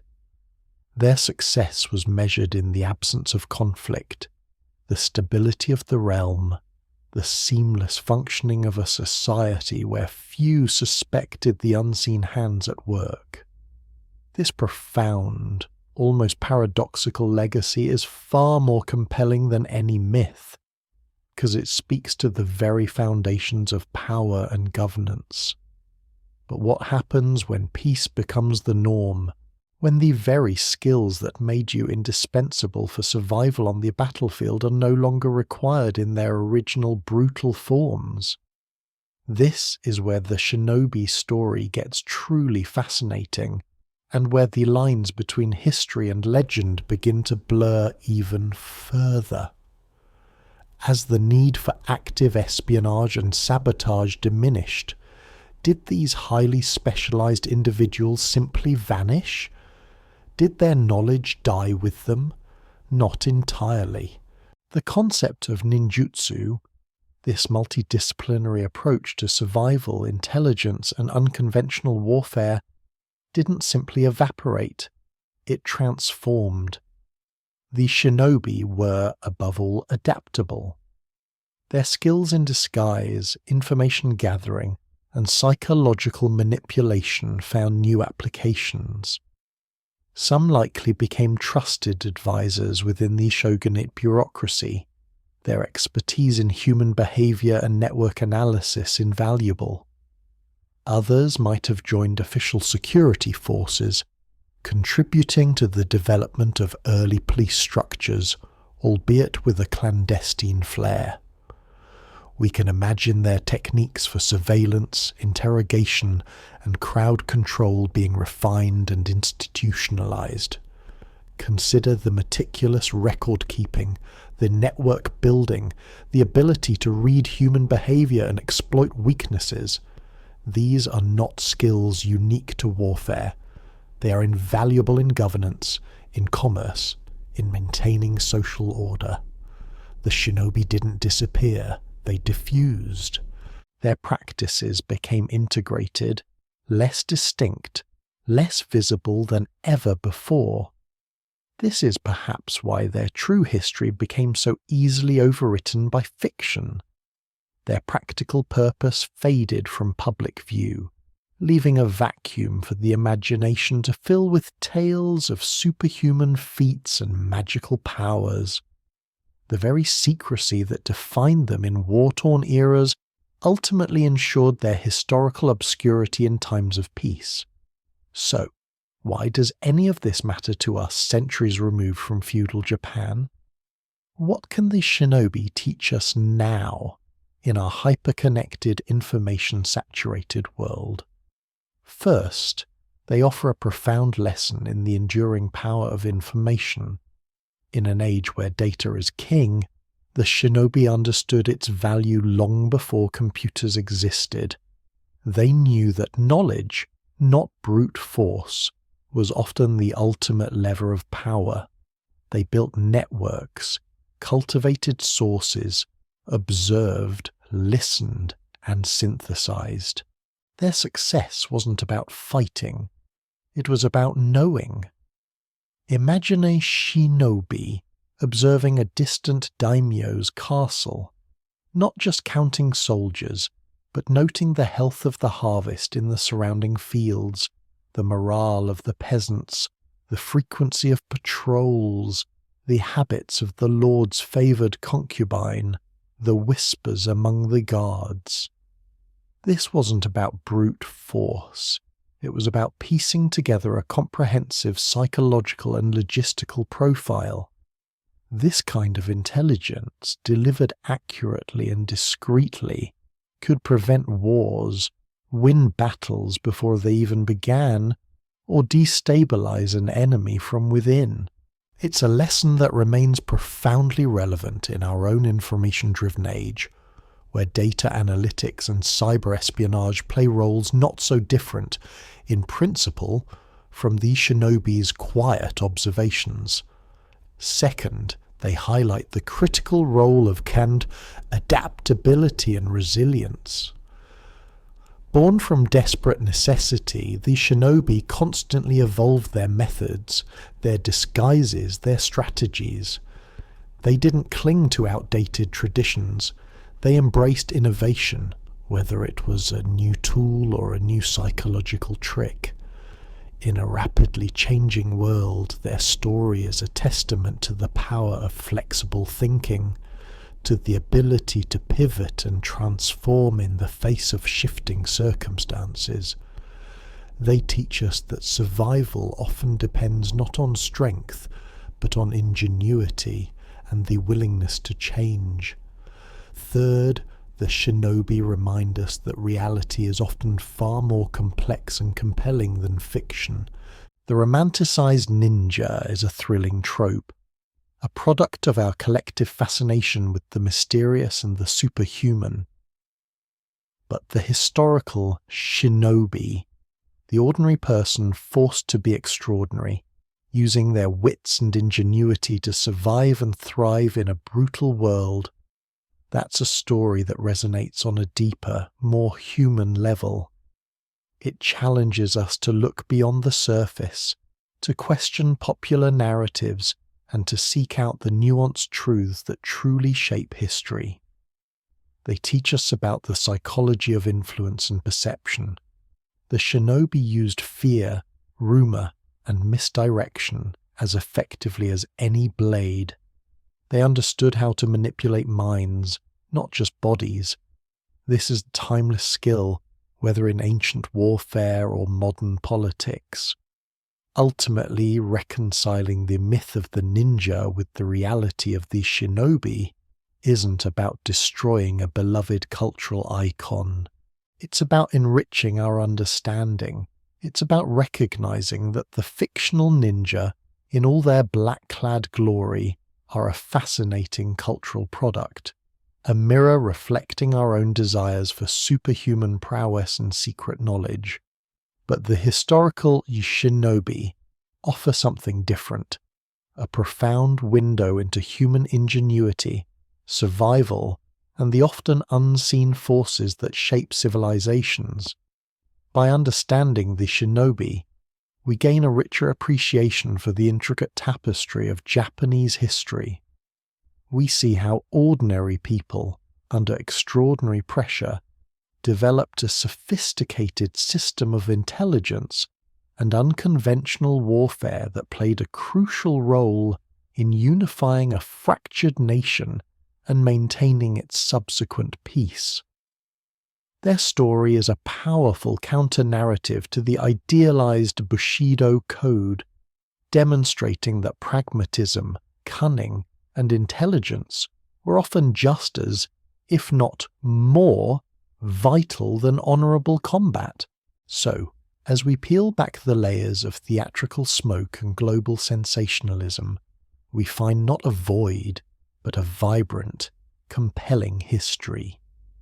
The shinobi may not have worn black pajamas or thrown exploding shurikens, but their true story of silent watchfulness, of clever adaptation, of the relentless pursuit of information, is a testament to the enduring human spirit.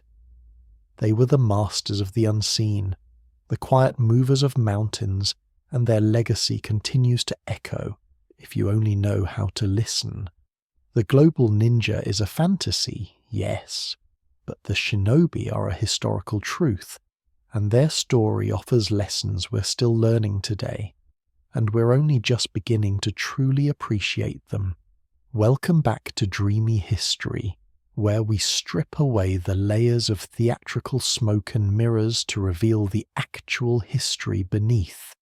We've journeyed through the desperate birth of the shinobi in the chaotic crucible of the Sengoku period, witnessed their improbable defiance against Oda Nobunaga, and seen their ultimate transformation from independent warriors into the professional, indispensable agents of Tokugawa Ieyasu. Now, we confront the ultimate paradox of their existence. How did these masters of invisibility become so historically invisible themselves? The challenge, as we left it, is to reconcile the compelling, fantastical legend with the far more complex human truth. And nowhere is that truth more obscured than in the long, peaceful reign of the Tokugawa shogunate. Imagine, if you will, a Japan finally at peace after centuries of brutal, internecine warfare. The clashing of steel gives way to the rustle of silk, the roar of battle to the quiet hum of administration. Daimyo are brought to heel, their power checked by elaborate systems of control like Sankin Kotai, the forced attendance at the shogun's court. Stability is the new mantra, order the new god. But beneath this veneer of tranquility, a different kind of war was being waged, one fought not with swords and spears, but with whispers and shadows. This was the war of information, and the shinobi were its undisputed masters. Think about this for a second. What happens to a specialist in unconventional warfare when conventional warfare largely ceases? Does their skill become obsolete, or does it simply adapt, evolve, and become more potent in a new context? For the shinobi, the answer was unequivocally the latter. Their transition into the Tokugawa Bakufu's service marked not the end of their relevance, but a profound redefinition of it. They became the unseen nervous system of the shogunate, the hidden network that ensured the peace could endure. Their primary role shifted dramatically. No longer were they primarily tasked with battlefield reconnaissance or sabotage during active campaigns. Instead, their focus became intelligence gathering, counterintelligence, and internal security. The Tokugawa shogunate understood that true power lay not just in military might, but in an absolute monopoly on information. To maintain control over hundreds of daimyo across a vast archipelago, to preempt rebellions, and to quell dissent before it could even whisper, required an intricate, pervasive intelligence apparatus. This is where the shinobi excelled. We're talking about a vast, sophisticated network. Picture agents, once independent warriors, now operating within every facet of society. They were not donning black suits and scaling castle walls under the cover of darkness every night. No, their genius lay in their ability to blend. They were the travelling merchants, hawking their wares in bustling market towns, their ears open to every rumour and complaint. They were the itinerant priests and monks, moving freely between provinces, their spiritual duties providing perfect cover for observing local lords and their retainers. They were the performers, the acrobats, the storytellers, the musicians, entertaining crowds while simultaneously gauging the mood of the populace and identifying potential agitators. They were the farmers, the fishermen, the common labourers, seemingly indistinguishable from the very people they observed. Their techniques, honed through generations of desperate survival, were perfectly suited for this new era. Mastery of disguise, once used to infiltrate enemy strongholds, was now deployed to assume a myriad of identities, allowing agents to move undetected and gather information without suspicion. Their understanding of human psychology, previously used for psychological warfare and intimidation, was now applied to identifying loyalties, weaknesses, and potential threats among the daimyo and their vassals. Communication, always a vital ninjutsu skill, evolved into complex cipher systems and dead drops, ensuring that sensitive intelligence flowed swiftly and securely back to the bakufu.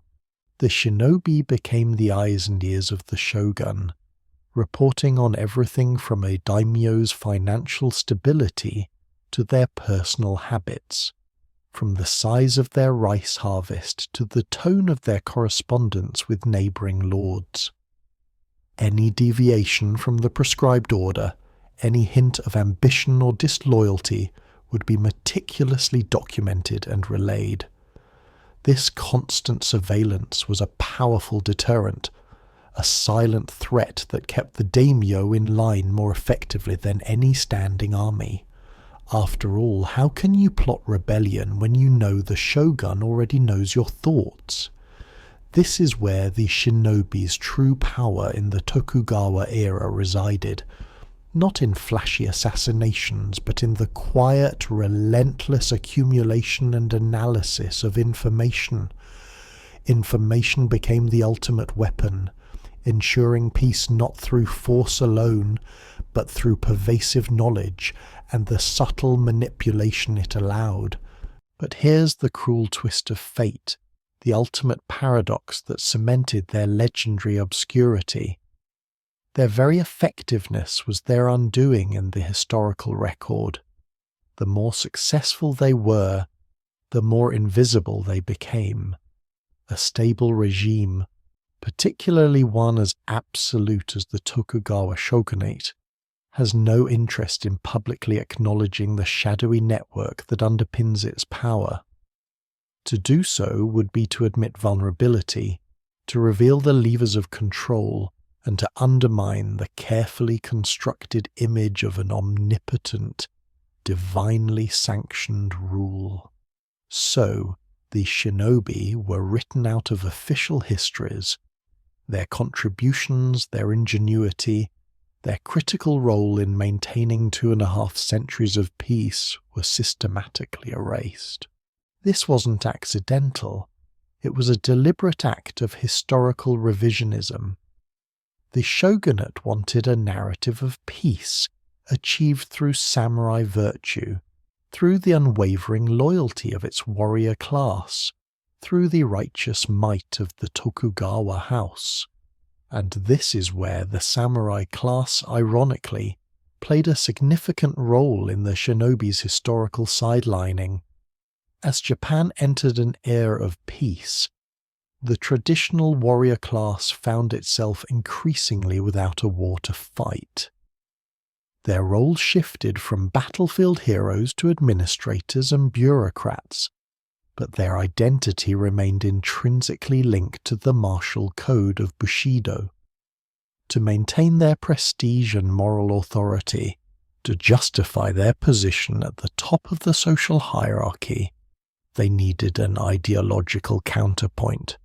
They needed a concept of honor that was diametrically opposed to dishonor. The shinobi, with their reliance on deception, stealth, and unconventional tactics that Bushido explicitly condemned as cowardly and ignoble, became the perfect foil. They were cast as the antithesis of the honorable samurai. The black-clad, backstabbing assassin of myth was born not just from popular entertainment, but from the deliberate ideological contrast crafted by the ruling samurai class.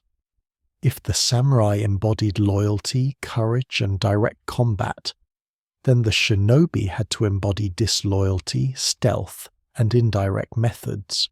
This narrative served to elevate the samurai while simultaneously demonizing and erasing the shinobi's true historical contributions. The irony is profound. The very tactics that allowed the shinobi to survive and ultimately help establish the Tokugawa peace were the same tactics that led to their historical condemnation. They were too effective, too pragmatic, too willing to abandon the rigid codes of honor when survival and success were on the line. They were the ultimate realists in a world increasingly obsessed with idealized virtues. This historical erasure wasn't just about silence, it was about distortion. The vacuum left by their absence in official records was slowly, gradually, filled by something else entirely. As the centuries of peace progressed, and the practical skills of the shinobi faded into the shadows of memory, popular imagination began to take hold. Without the gritty, complex reality to ground them, the shinobi became fertile ground for myth-making. The whispers of their exploits, exaggerated and embellished over generations, began to coalesce into the fantastical ninja we know today. Think of it like this. The historical shinobi were the subtle, intricate gears of a clock, hidden deep within the mechanism, ensuring its precise function. The mythical ninja, on the other hand, became the ornate, decorative face of the clock, beautiful, captivating, but telling only a simplified story and completely detached from the complex workings within. And so we arrive at the heart of the enigma. The shinobi were not just soldiers or spies, they were the ultimate adapters, the masters of information in an age before computers, the architects of a peace that lasted for generations. Their legacy isn't in flashy moves or magical powers, but in the profound understanding of how power truly operates, how information can be wielded, and how ingenuity can triumph over overwhelming odds. They remind us that history is often written by the victors, and that the most crucial players can sometimes be the ones who leave the fewest fingerprints. But the story doesn't end with their historical erasure. In fact, that's precisely where the legend begins its true ascent. The stage was set for their re-emergence, not as the pragmatic, ordinary individuals they once were, but as something far more spectacular, more mysterious, and ultimately more enduring in the global imagination. We're only just beginning to peel back those layers. We've journeyed through centuries, from isolated mountain strongholds to the global silver screen, tracing the elusive path of the shinobi and the explosive rise of the ninja myth. We've peeled back the layers of sensationalism, confronted the deliberate historical erasure, and watched as popular culture filled the void with fantastical narratives. Now we stand at a crossroads, faced with a fascinating, almost paradoxical challenge.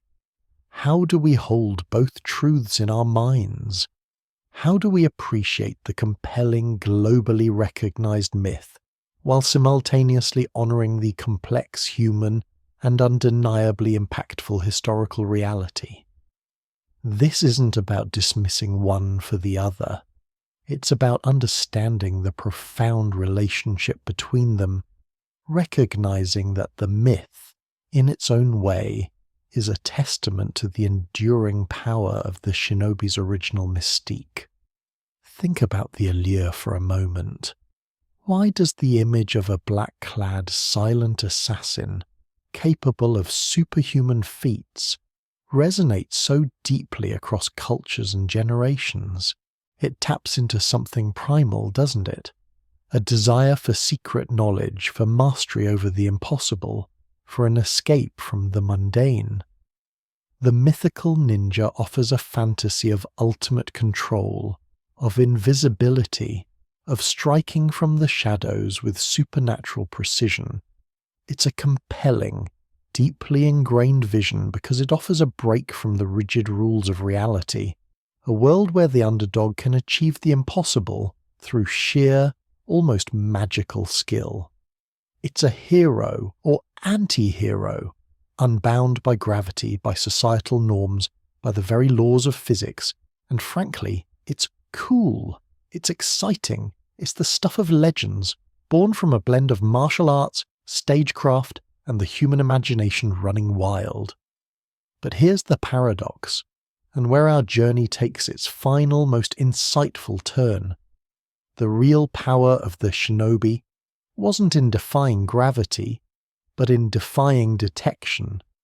It wasn't in casting spells, but in casting doubt, in sowing discord, in manipulating the very fabric of society within plain sight. Their strength wasn't supernatural, it was profoundly human. It was the strength of meticulous observation, of unparalleled adaptability, of understanding human psychology better than their adversaries. Imagine the Sengoku period again, a brutal tapestry of shifting loyalties and constant warfare. In this world, a shinobi who could infiltrate a daimyo's castle, disguised as a wandering monk, memorize troop movements, identify supply caches, and then melt away into the night, was far more valuable than any warrior who could simply leap over the walls. A shinobi who could spread rumors that turned a lord's most trusted general against him, or poison the wells of an enemy army without ever being seen, was a force multiplier beyond measure. These weren't flashy theatrical feats. They were subtle, precise, and utterly devastating. They were the silent architects of victory, the unseen hands that tilted the balance of power. This is where the true genius of ninjutsu lies, not as a martial art of acrobatic combat, but as a multidisciplinary approach to survival and asymmetric warfare. It was a philosophy of information, infiltration, and influence. The shinobi understood that information was the most potent weapon, more powerful than any sword or spear. They understood that disruption, psychological warfare, and preemptive sabotage could achieve more than a frontal assault ever could, and with far less risk to their own forces. They were the ultimate practitioners of Yasui's quote 32, driven by desperate necessity rather than heroic ambition. So, what can a scattered band of medieval Japanese intelligence operatives teach us today, beyond the allure of the myth? Quite a lot, actually. The legacy of the shinobi extends far beyond their direct historical impact on the unification of Japan. It's a legacy of principles that remain incredibly relevant in our modern world. Consider the value of information. In our digital age, data is currency, intelligence is power. The shinobi understood this implicitly, gathering, analyzing, and leveraging information to an extent that was revolutionary for their time. Their networks of spies, their mastery of disguise, their ability to blend into any social stratum, these were all geared towards acquiring the unseen truth that swayed battles and empires. Today, whether in business, politics, or personal life, the ability to gather accurate information, to discern truth from falsehood, and to use that knowledge strategically is paramount. The shinobi were the original information warriors, then there's adaptability. From surviving in rugged mountain terrain to infiltrating the most secure strongholds, from disguising themselves as farmers to impersonating high-ranking officials, the shinobi were masters of adaptation. They didn't adhere to a rigid code of conduct like the samurai. Their code was survival, their method was flexibility. In a world of constant change and disruption, where industries rise and fall and technologies evolve at dizzying speeds, the capacity to adapt, to pivot, to learn new skills and embrace new roles is a critical trait. The shinobi didn't just adapt, they evolved with their environment, a testament to their pragmatic ingenuity. And what about the power of invisibility within plain sight? This wasn't about magical cloaking devices. It was about mastering the art of the ordinary. It was about being the person no one notices, the face in the crowd, the background noise. In a world saturated with information and constant demands for attention, the ability to observe without being observed, to influence without being overtly seen, is a subtle but incredibly potent skill. Think of anonymous whistleblowers, undercover journalists, or even the quiet, indispensable support staff who make complex operations run smoothly. The shinobi perfected the art of strategic anonymity, demonstrating that true influence often comes from operating just outside the spotlight. The myth, with its fantastical leaps and bounds, serves a purpose. It's a vivid, thrilling shadow cast by a profound historical reality. But the shinobi themselves? They are the substantial, complex and utterly fascinating body that cast that shadow. Their story is not just one of ancient Japan.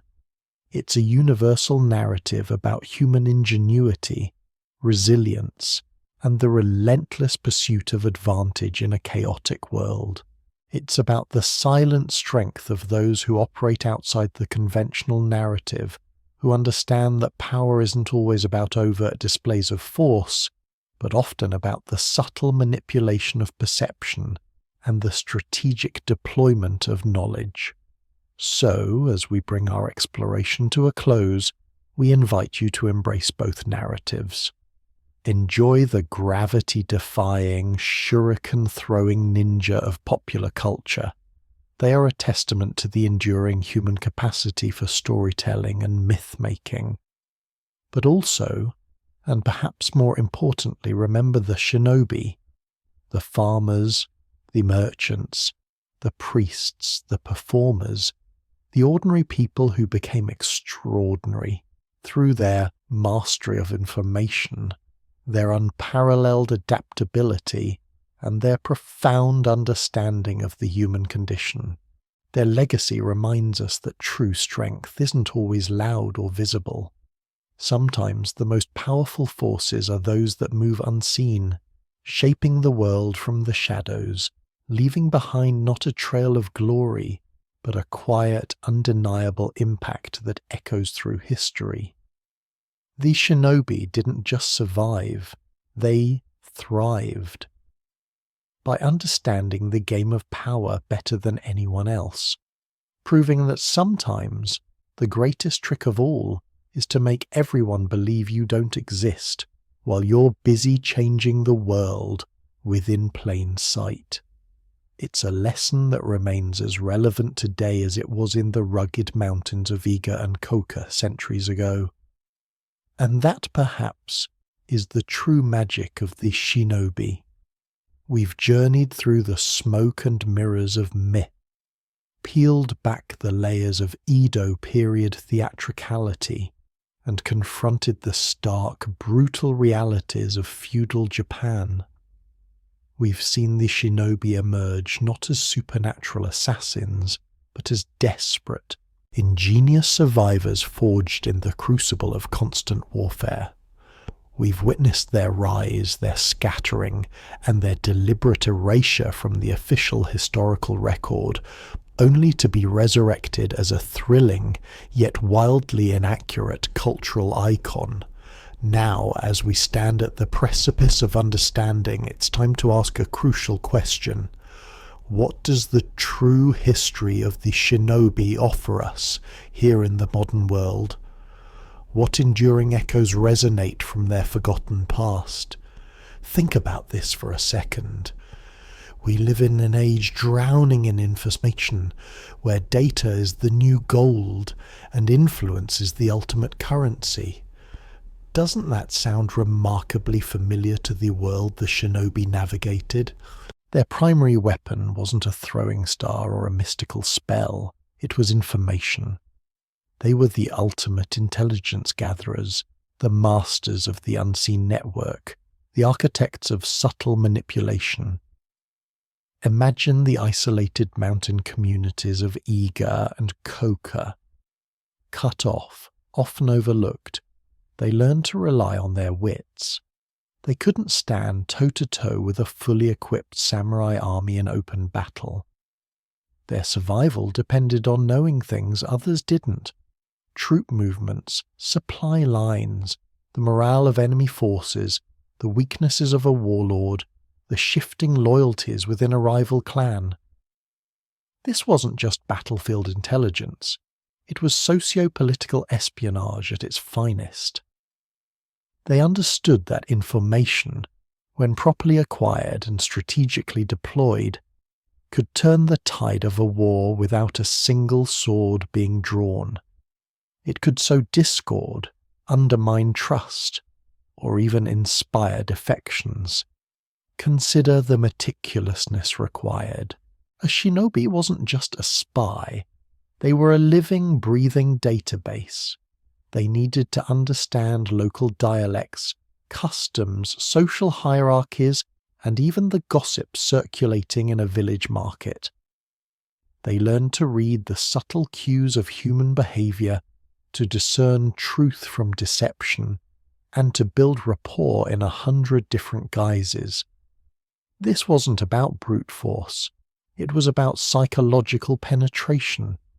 It was about understanding the human element, the soft targets that often determined the outcome of a conflict more than any hardened fortress.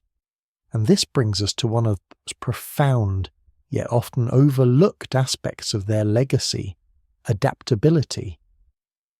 The shinobi were chameleons, not just in their disguises, but in their very essence. Their methods weren't static. They evolved with every challenge. When facing a fortified castle, they devised ingenious ways of infiltration and sabotage. When confronted by a larger army, they employed guerrilla tactics, psychological warfare, and environmental manipulation.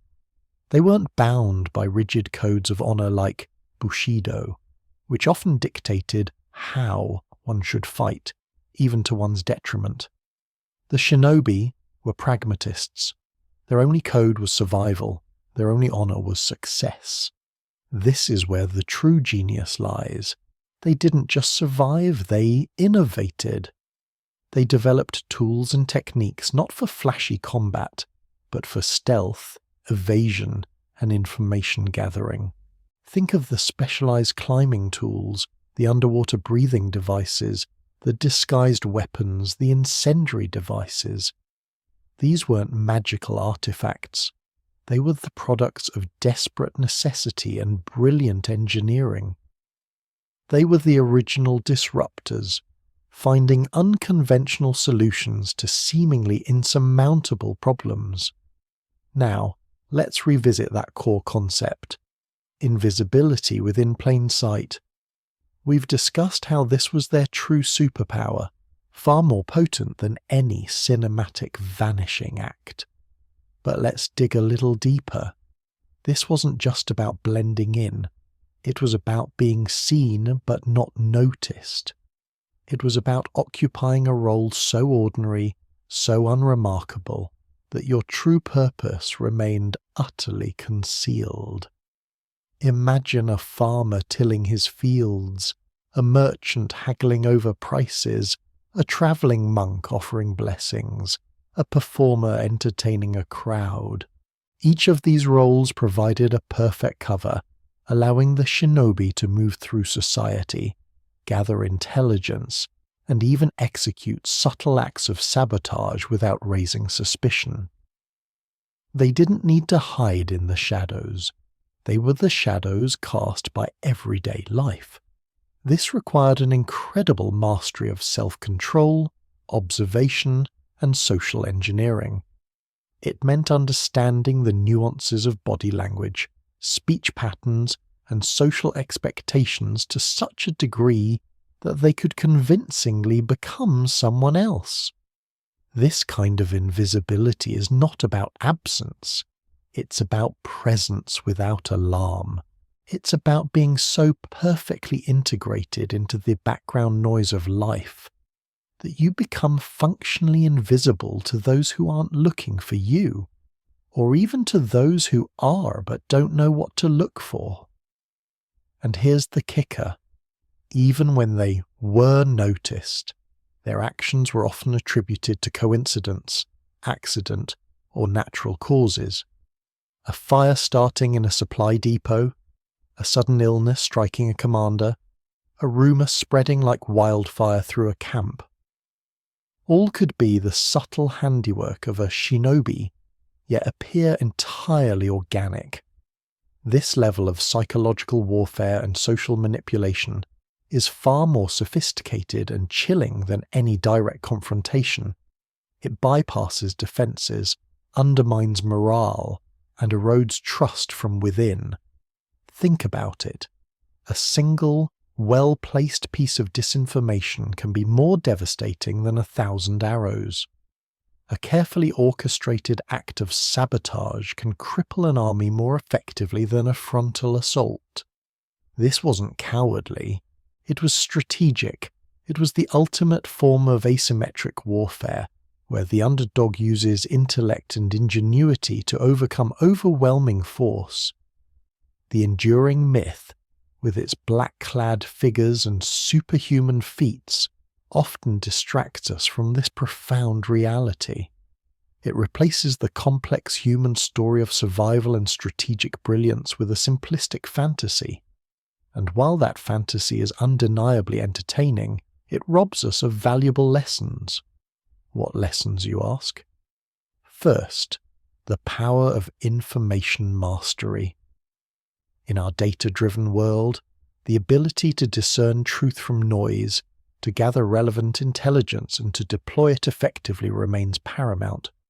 Whether in business, politics, or personal life, those who master information hold a distinct advantage. The shinobi understood this instinctively. Second, the critical importance of adaptability. The world is constantly changing. Challenges are ever evolving. Rigid adherence to old ways, much like the samurai's strict Bushido code, can be a path to obsolescence. The shinobi thrived because they were fluid, innovative, and utterly pragmatic in their approach to problem solving. They didn't just react, they anticipated and transformed. Third, the subtle strength of invisibility within plain sight. This isn't just for spies. Think about effective leadership that empowers others without micromanaging, or successful branding that integrates seamlessly into culture rather than shouting for attention. It's about influence that feels organic, ideas that spread without obvious coercion. It's about making your presence felt through impact, not through overt display. And finally, the understanding that true strength often lies not in overt power, but in ingenuity and unconventional thinking. The shinobi were the ultimate underdogs who carved out their niche by thinking outside the box, by challenging established norms, and by finding power in the overlooked and the dismissed. They remind us that even without armies or grand titles, intelligence and determination can achieve extraordinary things. So, as we bring our journey to a close, let's appreciate both the myth and the man. The mythical ninja, with their theatrical flair and gravity-defying leaps, will continue to thrill us in cinema and games. But the shinobi, the historical reality, offers something far more substantial. They offer a blueprint for survival, a masterclass in strategy, and a powerful reminder that the most dangerous weapon is often the one you never see coming, wielded by the hand you never suspect. Their story is not just a historical footnote, it's a living testament to human resilience, ingenuity, and the enduring power of the unseen. It's a call to look beyond the surface, to question popular narratives, and to find profound truths hidden within plain sight. And perhaps that is the most enduring lesson of all. The shinobi teach us to see what others don't, to understand what others overlook, and to find strength where others perceive only weakness. Their legacy is not just about a forgotten past. It's a mirror reflecting timeless principles back at our complex, interconnected present. And in that reflection, we might just discover a little more about ourselves.